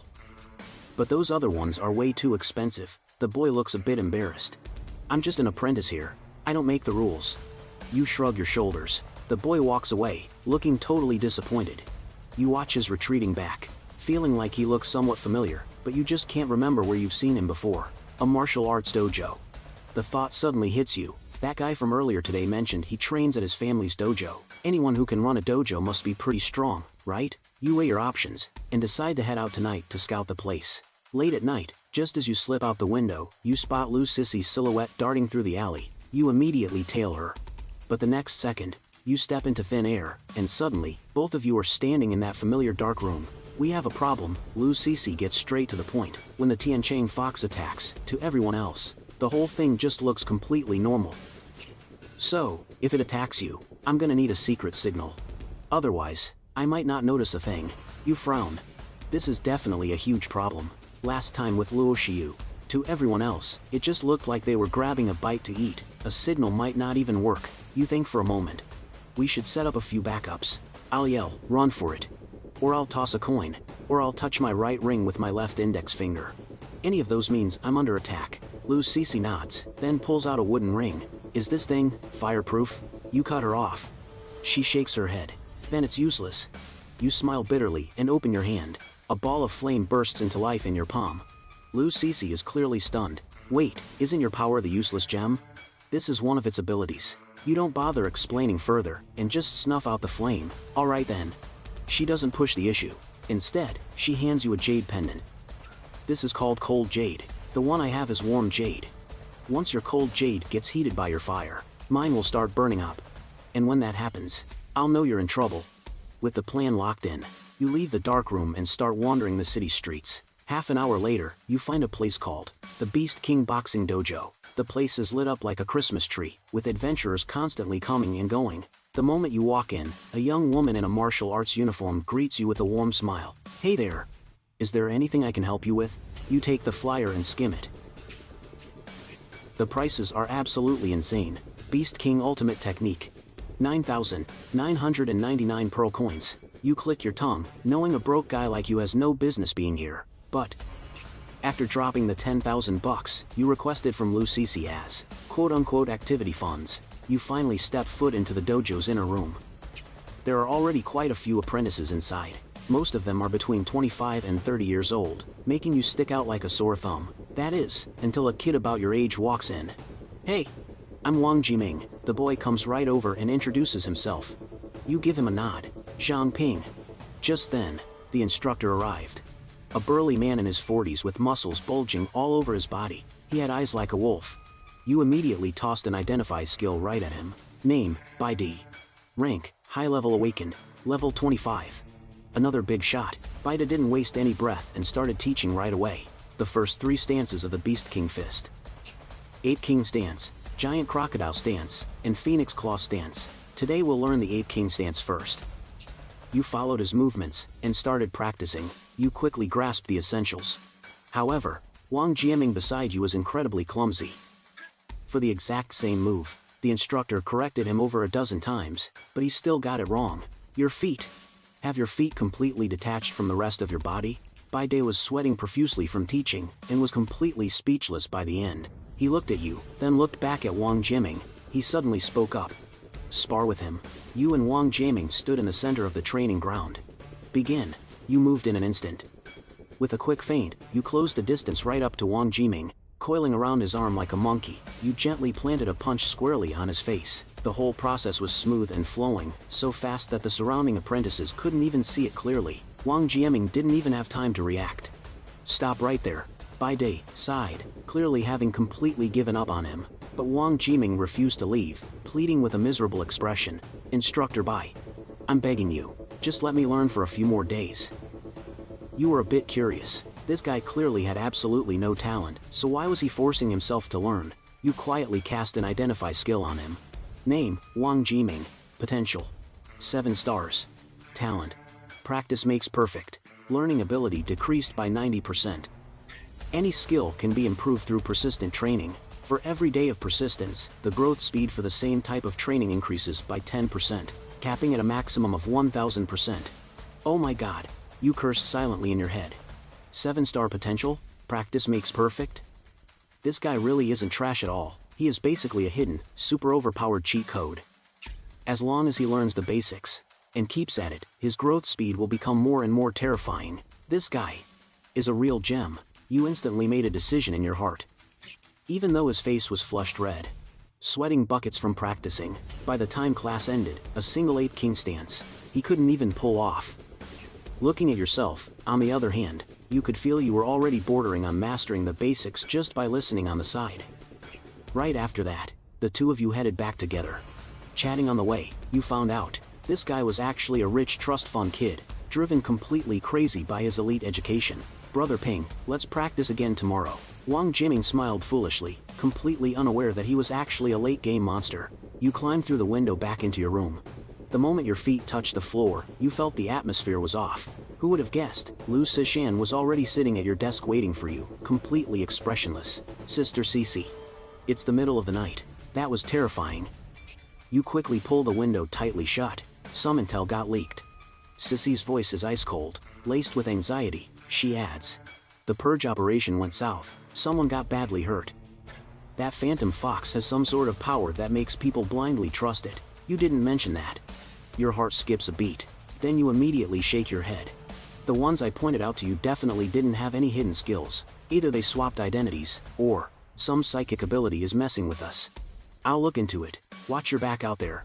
After Sissy finishes speaking, her figure flickers, blending away like a drop of water into the ocean. She vanishes into thin air. You look around the empty room, and can't help but mutter, man, she always comes and goes like a ghost. Saves me the trouble of opening the door, I guess. When Saturday rolls around, early in the morning, you finish a set of bright fist forms, and run through the newly learned Ape King stance twice. Right after that, you grab some groceries and head back to the shop, ready to start the day's forging practice. Grandpa Lou takes you for a spin around the materials room.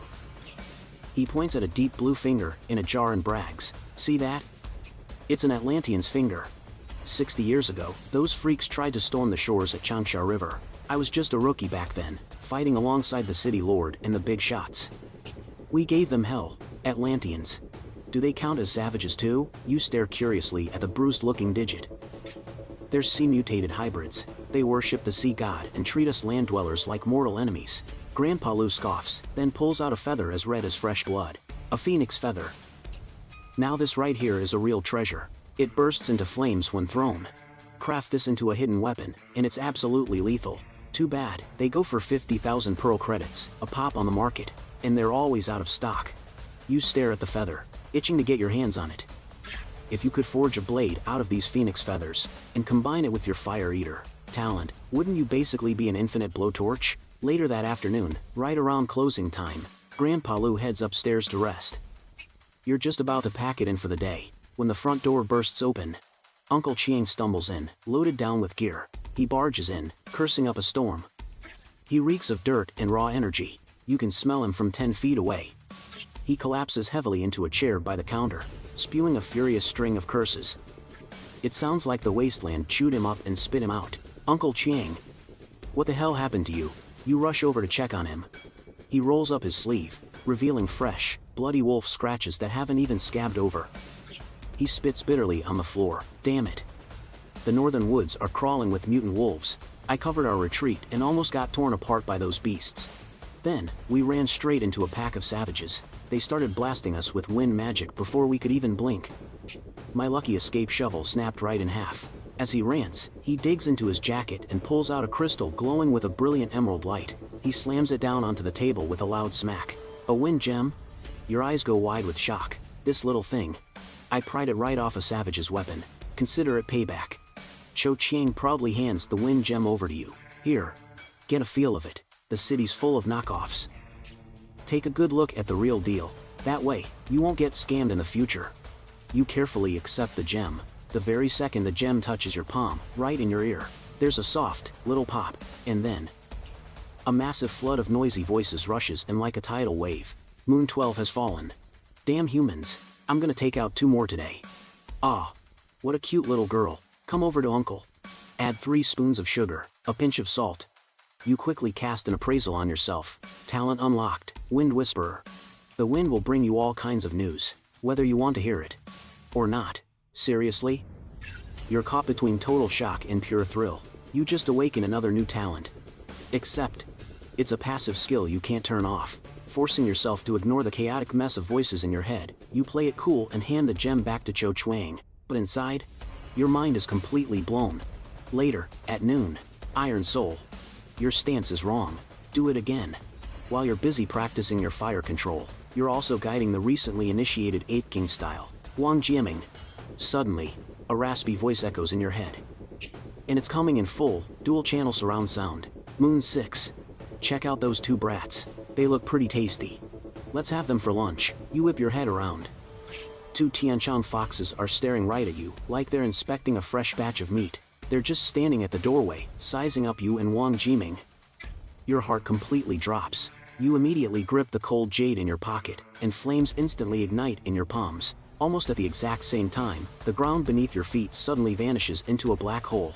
All four of you plummet straight down into a dark room. The two Tianjin foxes react incredibly fast, lunging at you the second they hit the ground. You grab Wang Jiming and leap backwards, screaming at the top of your lungs, "Watch out!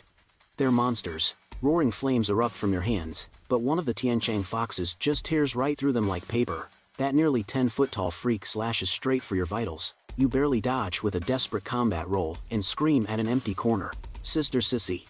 If you don't come out now, I'm literally going to die here." But Lu Sishin doesn't show up. You and Wang Jiaming are a whole tier below these freaks. You're getting completely trashed. You're jumping, dodging, rolling, and crawling for your life. You're giving it everything you've got, just to stall for time.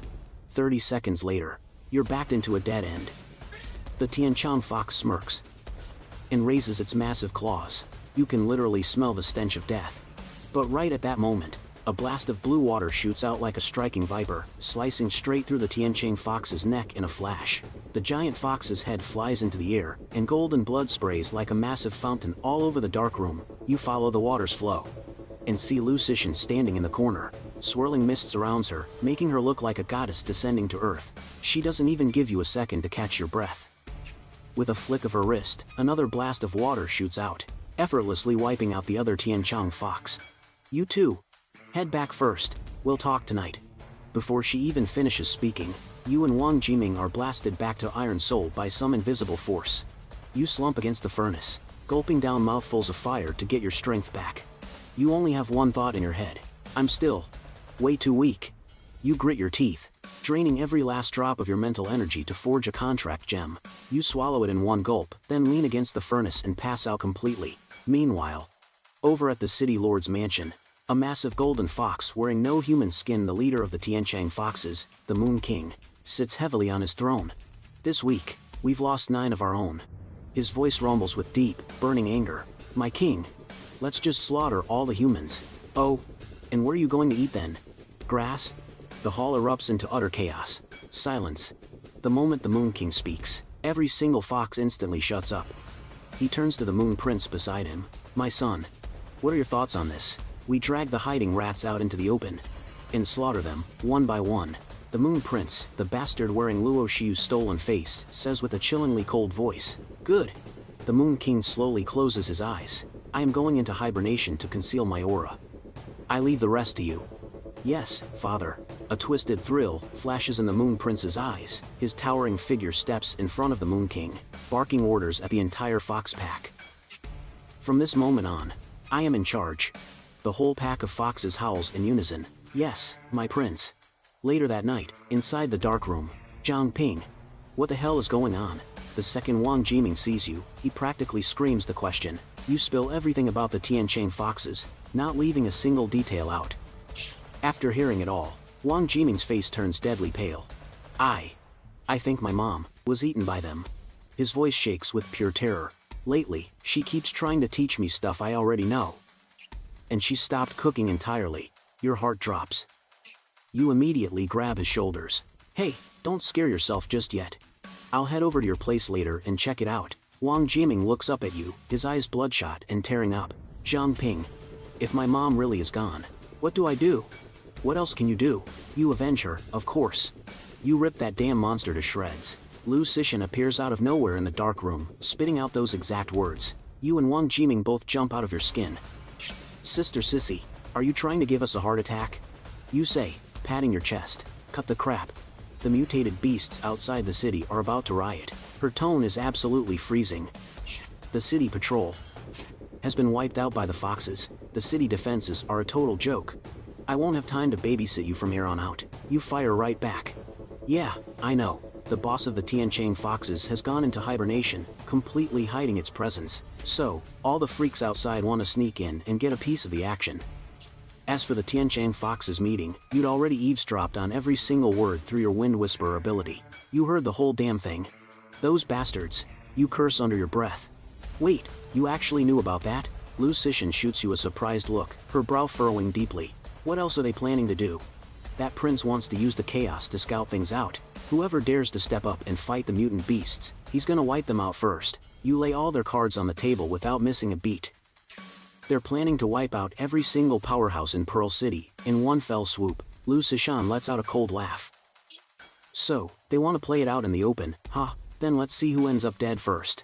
The very next second, you and Wang Jiming feel the world spinning wildly around you. In the blink of an eye, you're transported back to the Soul of Iron. Wang Jiming's face is dead pale. He grips your arm tightly and stammers. Zhang Ping, can I crash here tonight? I'm terrified that if I go home, the thing waiting for me won't be my mom. You let out a heavy sigh. The guest room is right over there. Get your ass to bed. Late that night, inside the sweeper team's meeting room. The Tianchang foxes want to muddy the waters, do they? Then let's give them a little extra spice. Situ Shibai, that 200-year-old monster, speaks up with a creepy, knowing smile. Fire up the phantom light canopy. The foxes want a show, don't they? Then let's give them something to watch. Chen Ming, that half-baked prophet, pushes up his glasses. Let's get aggressive. We wipe out as many as we possibly can. I might not be able to see the future clearly, but my gut is telling me that we're gonna nail this. Early the next morning, Pearl City might look calm on the surface, but a deadly undercurrent is surging right beneath it. Out on the streets, 3 Tianchang foxes Moon 1, Moon 2, and Moon 3 are strutting around like they own the place. They're eyeing the pedestrians like livestock at a meat market.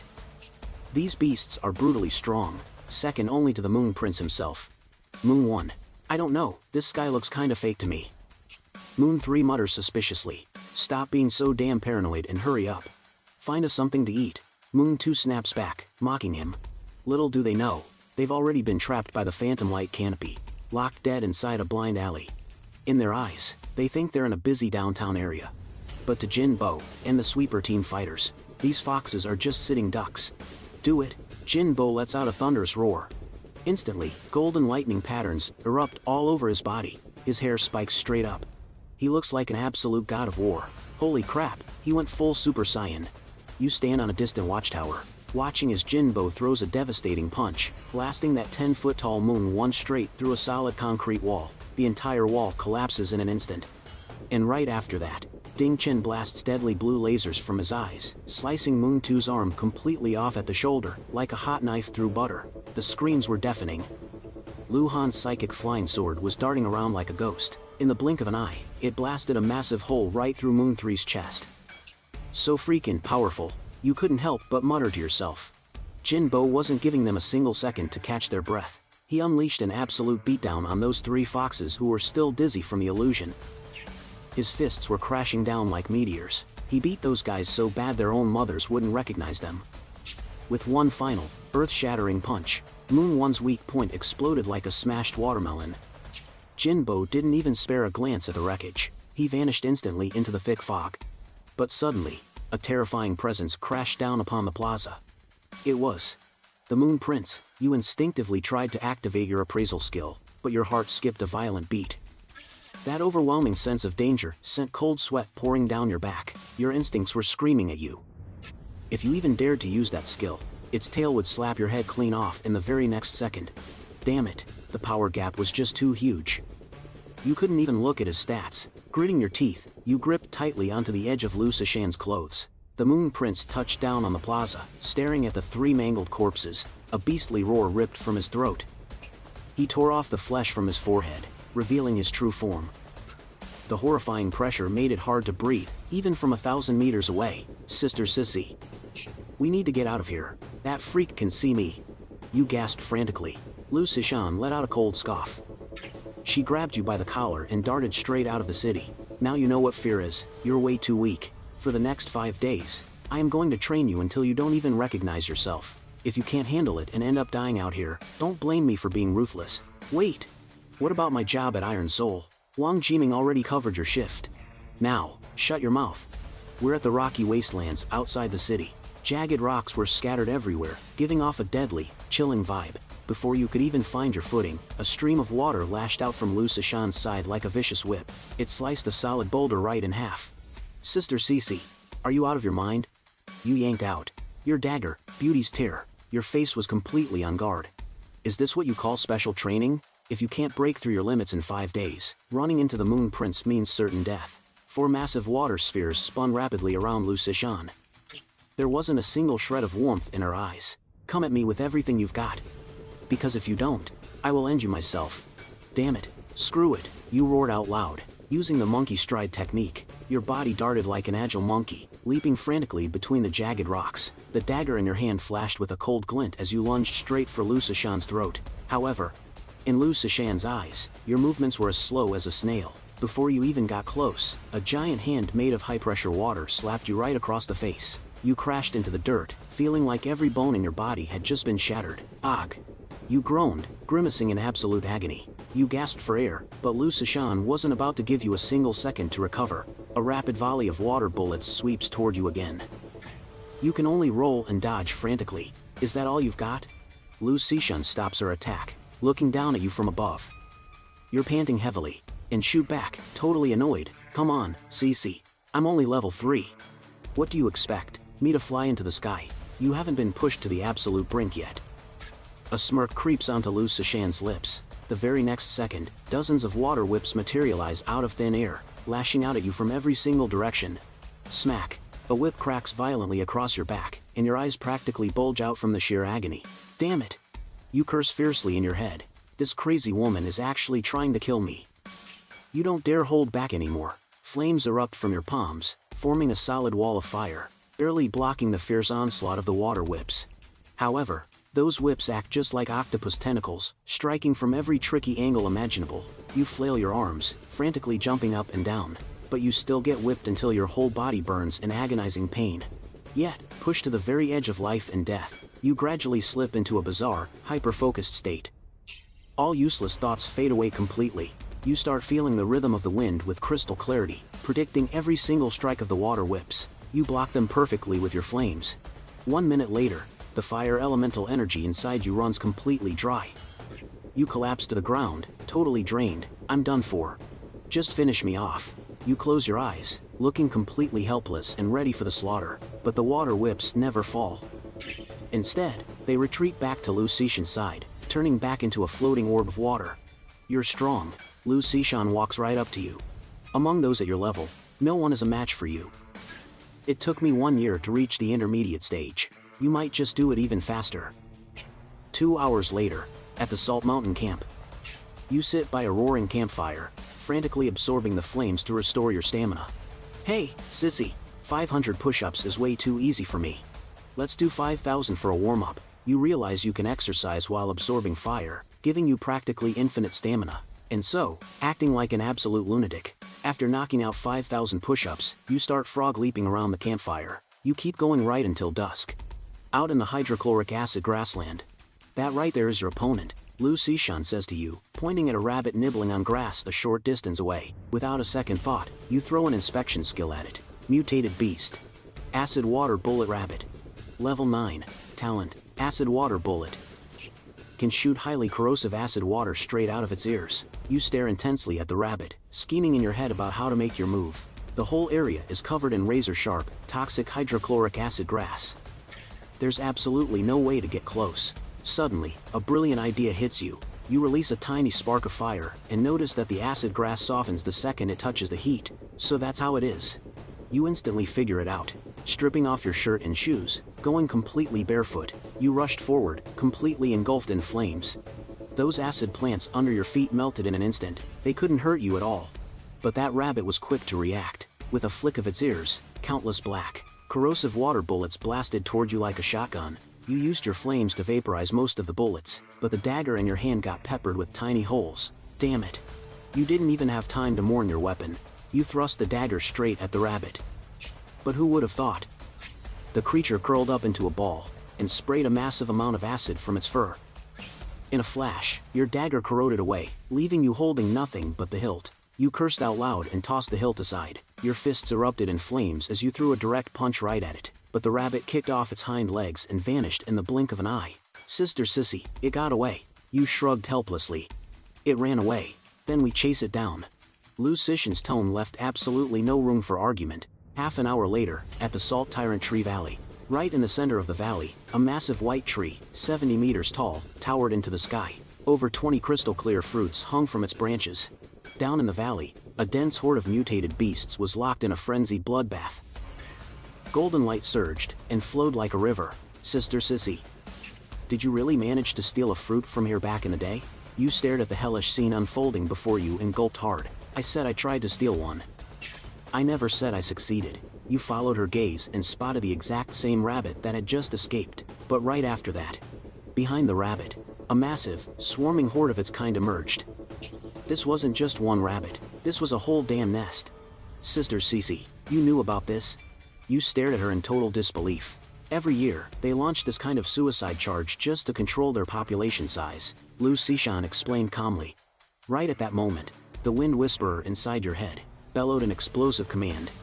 Attack! In the very next second, the mutated beasts and awakened who had been lurking in the shadows flooded toward the salt frost tree like a tidal wave.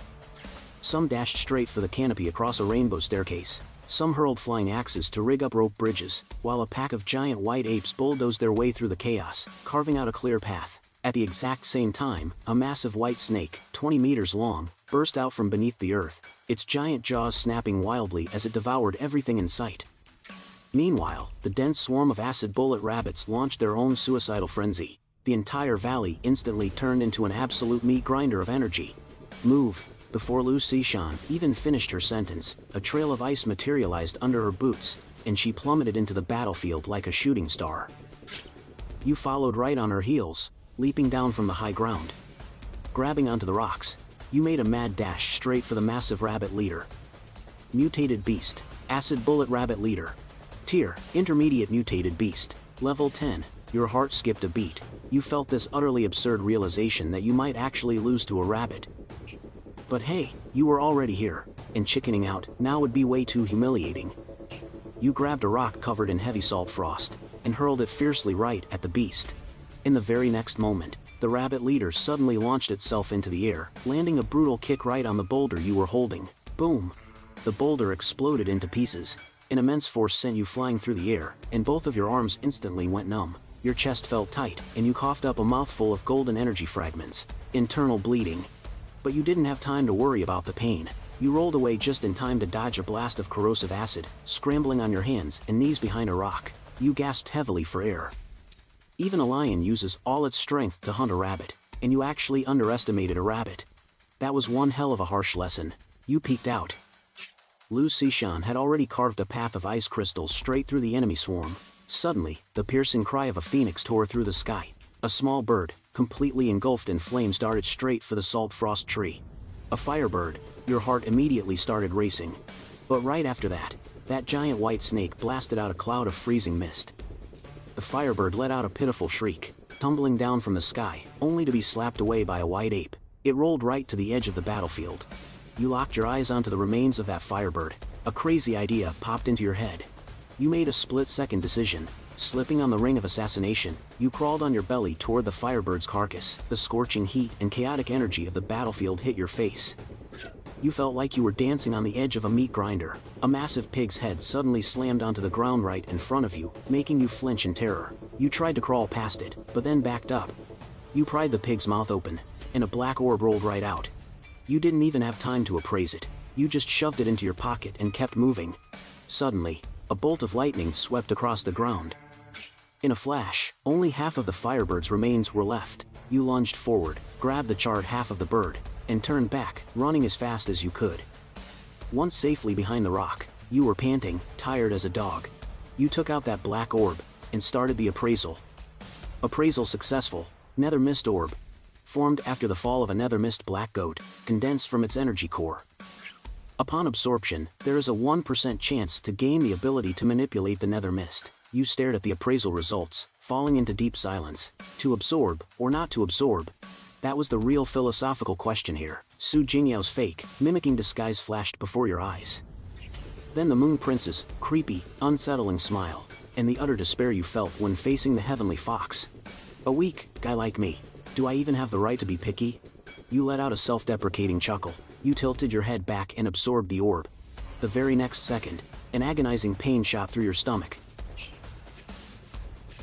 You curled into a tight ball, feeling like something was tearing its way from your gut straight up into your brain. And then, a thin, black mist started seeping out of every single pore on your body. 5 minutes later, the pain finally faded away. You collapsed on the ground, completely exhausted, and ran an appraisal on yourself. Potential, 5 stars. Lifespan, 99 years. New talent unlocked, the heterotroph. When absorbing special items, there is a 10% chance to gain the corresponding special physique. New talent unlocked, nether mist body. Allows you to absorb the fear of living creatures and convert it into manipulable nether mist. Hell yeah, totally worth it. You almost laugh out loud. Your level just shot up 6 levels in a row. Your lifespan increased by 10 years, and you gained 2 absolutely overpowered talents, especially this one. Nether mist. It actually lets you damage higher level enemies. Hell yeah. You keep laughing. But then, tears start rolling down your face. The feeling of getting stronger is just so good. You use your flames to recover your stamina, then look over at the rabbit boss nearby. Time for payback. With a flick of your finger, a burst of nether mist shoots out instantly. The rabbit boss reacts incredibly fast, stepping right into the mist. But a split second later, the nether mist pierces straight through its leg into its vitals. One hit, and it's dead. You drag the 40-pound rabbit behind a rock and shape your nether mist into a small blade. You skin it, clean it out, and start roasting it right over the fire. You sprinkle some salt you scraped off the ground, and instantly, an amazing, mouth-watering aroma fills the air. You tear off a rabbit leg and take a huge bite, crispy on the outside, incredibly tender on the inside, with juices bursting in your mouth. The taste is absolutely out of this world, but you completely miscalculated one thing. At the edge of the battlefield, 3 black-skinned, red-eyed hound ghouls with human-like teeth catch the scent of the meat, charging at you like absolute maniacs. The moment you jump to your feet, one of the hound ghouls lunges right at your back. Another one pincers you from the front. In a flash, the nether mist blade in your hand morphs into a throwing knife. It takes a bizarre, sharp turn in midair, and shoots straight through the vitals of the beast behind you, throwing up a wall of fire with your right hand to block the frontal attack. Immediately after, the flying blade pierces right through the flames, landing another devastating blow on its vitals. You finally recognize what these things are, and your face goes pale. The second you leap into the air, the ground beneath you shatters. The third hound ghoul bursts from the dirt, snapping its massive jaws right at your nether regions. To finish you off, you're completely terrified. Your nether mist blade flies out once more, pinning the monster right to the ground. You quickly check down there, breaking into a cold sweat. If that thing had actually bitten you, the consequences would have been unimaginable. Did you take these out? Just as you're about to clean up the hound ghoul's remains, Lu Saishan comes back. She doesn't have a speck of dust on her, holding a salt frost fruit in her hand. You open your mouth to reply, but a freezing cold whip made of water is already pressed silently against your neck. Sister Sai Sai, what are you doing? You throw both hands in the air, looking completely confused. She doesn't say a word. She just walks over and checks your eyes, then steps around to inspect your back before finally pulling away the water whip. Did you run into a nether mist mutated beast? She asks, her face dead serious. Sensing that something's really wrong, you tell her exactly what just happened, leaving nothing out. There's no hiding it anyway. Once you get back to the city for an appraisal, all your secrets would be totally exposed. After listening to your story, Lu Saishan falls completely silent. She turns her back to you, after taking several deep breaths. Suddenly, she whipped around. She pinned you against the rock and roared, "Zhang Ping, do you have a freaking death wish? How dare you just eat some random, unknown junk? Do you have any idea you almost died? Almost died?" You couldn't believe it. The identify skill isn't foolproof. Lu Saishan's voice was trembling slightly. That thing you ate was a parasite. Once it burrows into you, your consciousness just gets wiped out. Now you tell me, what's the downside? You instantly remembered that phantom-like scream during your stomach ache. So that damn thing was trying to possess you. Wait a minute. You thought about your stats panel. The xenophage trait was listed right above mist body. Could it be? Did xenophage actually digest that parasite? Listen to me, Zhang Ping. Lu Saishan's tone was heavier than ever before. There is no such thing as a free lunch in this world. If it were really that easy to get superpowers, Pearl City would be crawling with dual power awakened by now. Realizing the danger a bit too late, you broke out in a cold sweat.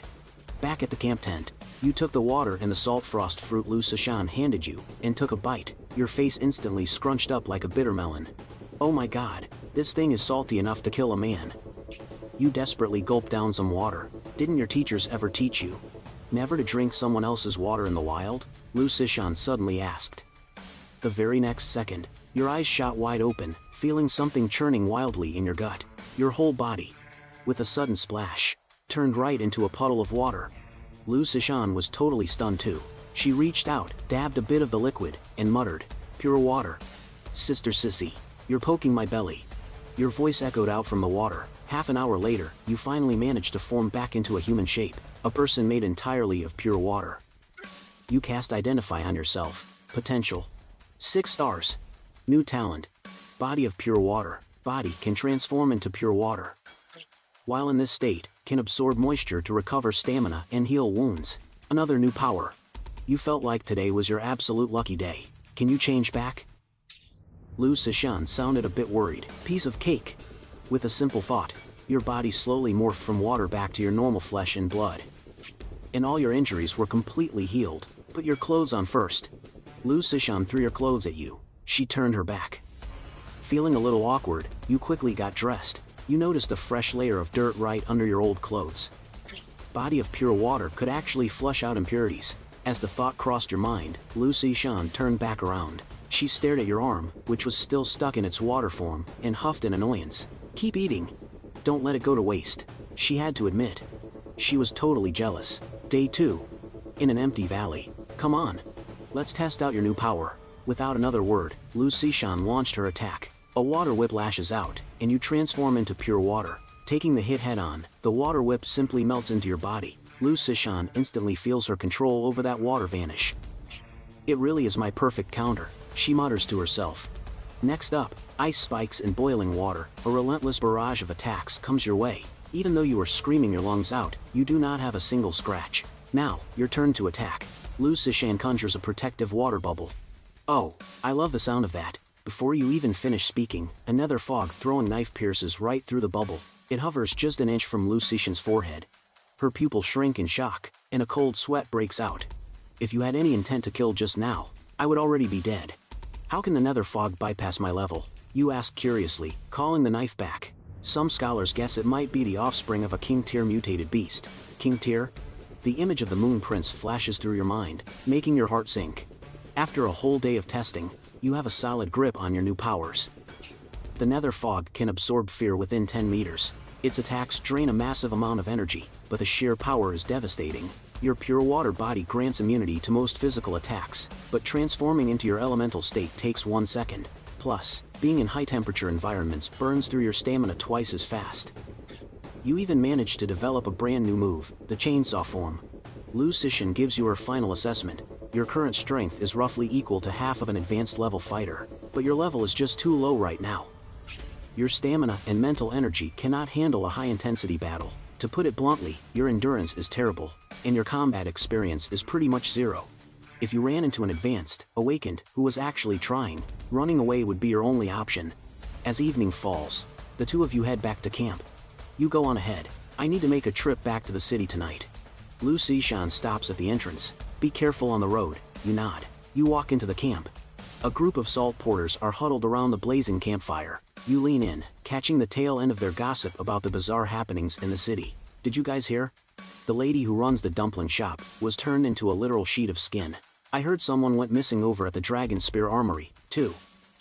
Listening to their chatter, you can literally feel the tiny threads of fear drifting off them, quietly being absorbed into your body. So, you drop your voice, and chime in with a mysterious tone. "I actually know a little inside scoop about all this. There have actually been several similar cases, but the higher-ups are covering it all up." The porters gasp in unison, and the eerie, terrifying atmosphere instantly shoots through the roof. Standing there in the crowd, you revel in the sweet rush of their fear converting straight into your nether fog. Late at night, sitting alone by the dying fire, you glance down at the belt woven purely from nether fog around your waist, and a wicked idea pops into your head. "If I started telling ghost stories out here, I wonder how much fear I could suck up." No sooner said than done. You command the nether fog to creep up over your face, instantly shifting it into a terrifying, moving skull mask. Not too far away, a porter getting up to relieve himself catches sight of you. He lets out a blood-curdling scream, and instantly passes out from pure terror. You quickly drop the mask and rushed over, pinching his upper lip and slapping his face. You finally managed to wake the guy up, but the moment the poor guy opened his eyes and saw you, he rolled his eyes and passed out all over again. You dragged him over to the campfire and headed back to your tent. Using a puddle of water as a mirror, you actually ended up scaring yourself, too. That face made out of phantom mist looked absolutely freaking terrifying. The guy by the campfire woke up again. He looked up and caught a perfect view of the skull-faced shadowed on the tent. He let out a shriek and spectacularly passed out for the third time. You quietly lowered the tent flap, deciding you would definitely use this trick in battle from now on. It would absolutely scare the living daylights out of your enemies. At 4 in the morning, Lu Sishan came back. Her face was full of exhaustion and sorrow. "Something went wrong," she said, while sorting through the materials she brought back. Her voice was heavy. "The Moon Prince came out to hunt. Jin Bo led a team to test it out. He ended up critically injured, and 2 of his teammates didn't make it. Your training ends here. We are heading back to the city at dawn." "What kind of power did the Moon Prince use?" Your heart tightened. "He only used his tail." Lu Sishan's voice was a bit hoarse. "His tail can split apart and extend. It is incredibly fast and has terrifying piercing power." Hearing that sent a shiver right down your spine. "If you had used your appraisal skill on it back then, you would already be 6 feet under. Didn't you say you could gain new attributes by eating things? Use these materials to test it out." Lu Sishan pointed to a pile of metal on the bed. You picked up a solid chunk of black iron, and asked, "What happens if I get heavy metal poisoning?" "Relax, I brought an antidote." You braced yourself, transformed your mouth into pure water, opened wide, and swallowed the chunk of iron whole. The very next second, you felt your guts twisting up in absolute knots. "Sissy! What the heck did you just give me?" You groaned, rolling around on the floor in pure agony. "Just a block of iron," Lu Sishan replied, a hint of amusement in her voice. "You hurriedly used your appraisal skill, and saw it was a block of iron coated in highly lethal poison. Why the hell did you poison it?" You roared furiously. "To test your resistance, and to see if you could gain a toxic immunity body." You felt like you were literally about to drop dead from the poison. Just as you were about to curse her out, Lu Sishan chimed in. "Why not try turning your body into pure water?" You froze for a second. You instantly transformed your body into pure water, and sure enough, that sickening poison feeling completely vanished. "I asked the captain about your situation," Lu Sishan said, watching you recover. Her tone turned serious. "He suggested that you focus on mastering just 1 or 2 abilities. Train them to the absolute limit. You will naturally gain more and more powers over time, but a person's energy is strictly limited." You heavily agreed with that logic. Situ Shibai, the guy with the replication ability, his advice definitely carried a ton of weight. "So, you steeled your resolve." Taking every single material Lu Sishan brought back, whether they were packed with deadly poison or not, you aggressively shoved them down your throat, one by one. A few hours later, you collapse onto your bed. You feel like you're going to throw up from eating so much, yet you haven't gained a single new ability. Guess that method's a bust. You melt into a puddle of water, squirming around on the bed before finally shifting back into your human form. You turn to Lu Sishan. "Hey, Cece, I've made up my mind. For now, I'm just gonna focus on mastering the nether mist and my pure water body." Meanwhile, at the cleanup squad headquarters, Situ Shibai taps his finger, and in an instant, the entire office bleeds into black and white. "Captain." A shadowy clone of Chen Ming appears right in front of him. "Have you tracked down the whereabouts of the investigation squad?" Situ Shibai asks, not even bothering to look up. Squad 19 has already left the city, and the 3 squads still in the city are showing no signs of unusual activity. No unusual activity? That in itself is the biggest red flag. Situ Shibai lets out a cold sneer. "Go look into Susu, the captain of Squad High. Let's see just how badly she's actually injured." He knows damn well that for the Eternal Fox to invade so silently, there absolutely had to be a mole working from the inside. The patrol squad was completely wiped out, which makes the surviving members of the investigation squad highly suspicious. After the shadow of Chen Ming takes his orders and fades away, Situ Shibai stares at the map, his eyes dark and calculating. He stands up, and his body literally splits in 2. One half stays behind to handle the paperwork, while the other pushes open the office door. Stepping right out onto the bustling streets of Pearl City. As soon as the sun comes up, you and Lu Sishan head back to Pearl City. After saying your goodbyes to her, you make your way back to the Iron Soul workshop. "Hey, what brings you back so early?" Chiu Chiang asks with a grin. "I'm just a fast learner." You smile back, heading for the stairs. But the moment you take a step, you realize Chiu Chiang and Lu Tifeng are completely frozen in place. You whip around. An old man with snow-white hair and a long beard is standing at the door, chuckling softly. His gaze feels like it's piercing right through your soul. "Who are you?" You drop your bags, instantly going on high alert. "Don't you have your appraisal skill? Why don't you just appraise me and find out?" The old man teases. "Appraisal failed." Appraisal failed. 666 times. Your heart drops into your stomach. But honestly, you've already guessed who this guy is. The captain of the cleanup squad, Situ Shibai. Stop trying to appraise me. It won't work. Situ Shibai casually walks right into the shop, and heads straight up to the second floor. You nervously pour him a cup of tea. You ask cautiously, "How should I address you, sir? Don't play dumb with me." Situ Shibai sees right through your little test. You've already learned my name through the wind whispers, haven't you? Your heart completely skips a beat. And then, Situ Shibai gives a faint, knowing smile. Until you learn how to block mind reading, it's best if you don't think too loudly. You immediately force your brain to go completely blank. Since my time, Pearl City hasn't seen another Infinity Tier talent in over 200 years. Situ Shibai sets his teacup down and stares right into your eyes. Tell me, how could I not come take a look? He cuts right to the chase. I'm extremely curious about you. Can my ability really copy an infinite tier power? He reached out and pulled a ridiculously large scythe and a golden bracelet right out of a black hole. He placed them on the table. The Scythe of Fear. It triggers fear and absorbs that energy to evolve. And the Golden Vault. 450 cubic meters of storage space. He looked right at you. No matter what happens, these two items, plus the answers to all your questions, are yours as a thank you. You stared at the two divine artifacts on the table, your breathing hitched. Especially at the sight of that scythe. It was practically tailor-made for you. You used your appraisal skill to check their stats, and caught a glimpse of the brutal scenes from when they were forged. You hesitated. I accept. Ultimately, you gave in. Situ Shibai was just offering way too much. He reached out and pressed his palm against yours. 1 second later, he let out a soft sigh. It's done.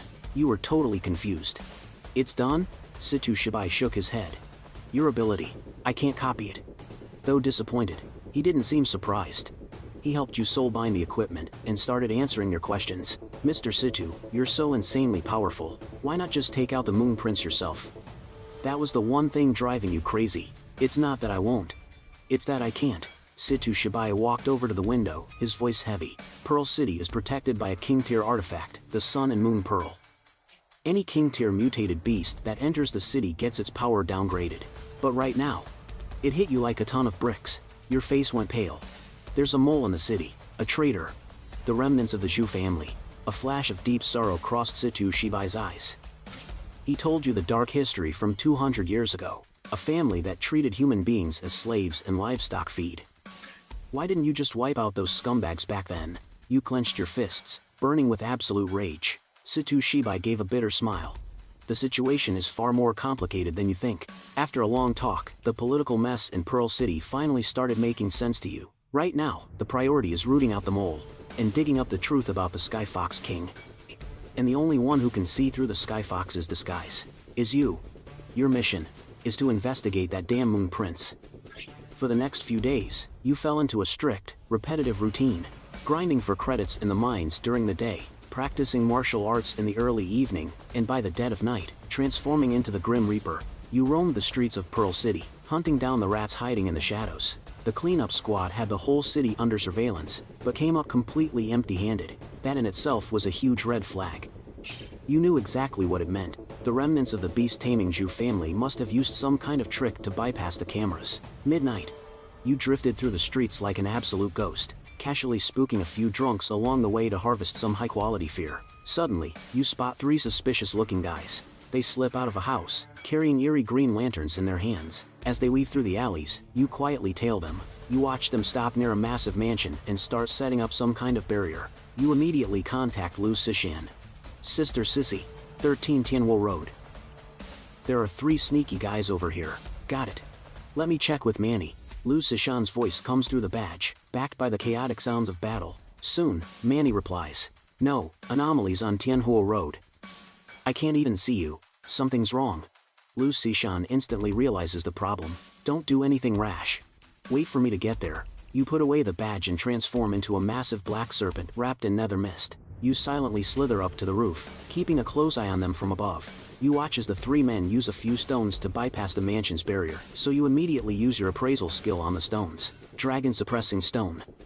capable of overriding the vast majority of magical barriers. The horrific vision of how this thing is made completely shatters your worldview. It's forged using the life essence, extracted from living awakened. Your eyes harden with resolve. You carve a new goal into your heart. You absolutely cannot let those bastards from the Zhu family beast tamers rise from the ashes. The three of them sneak into the mansion, looking like they're searching for someone. You watch patiently, until they carry a sleeping girl out of one of the rooms. Oh no! They're trying to escape. You immediately tail them, casting appraisal on the girl as you move. Name, Chen Junting. Potential, 12 stars. Talent, body of holy light. Her inner essence possesses the power to purify and redeem all living things.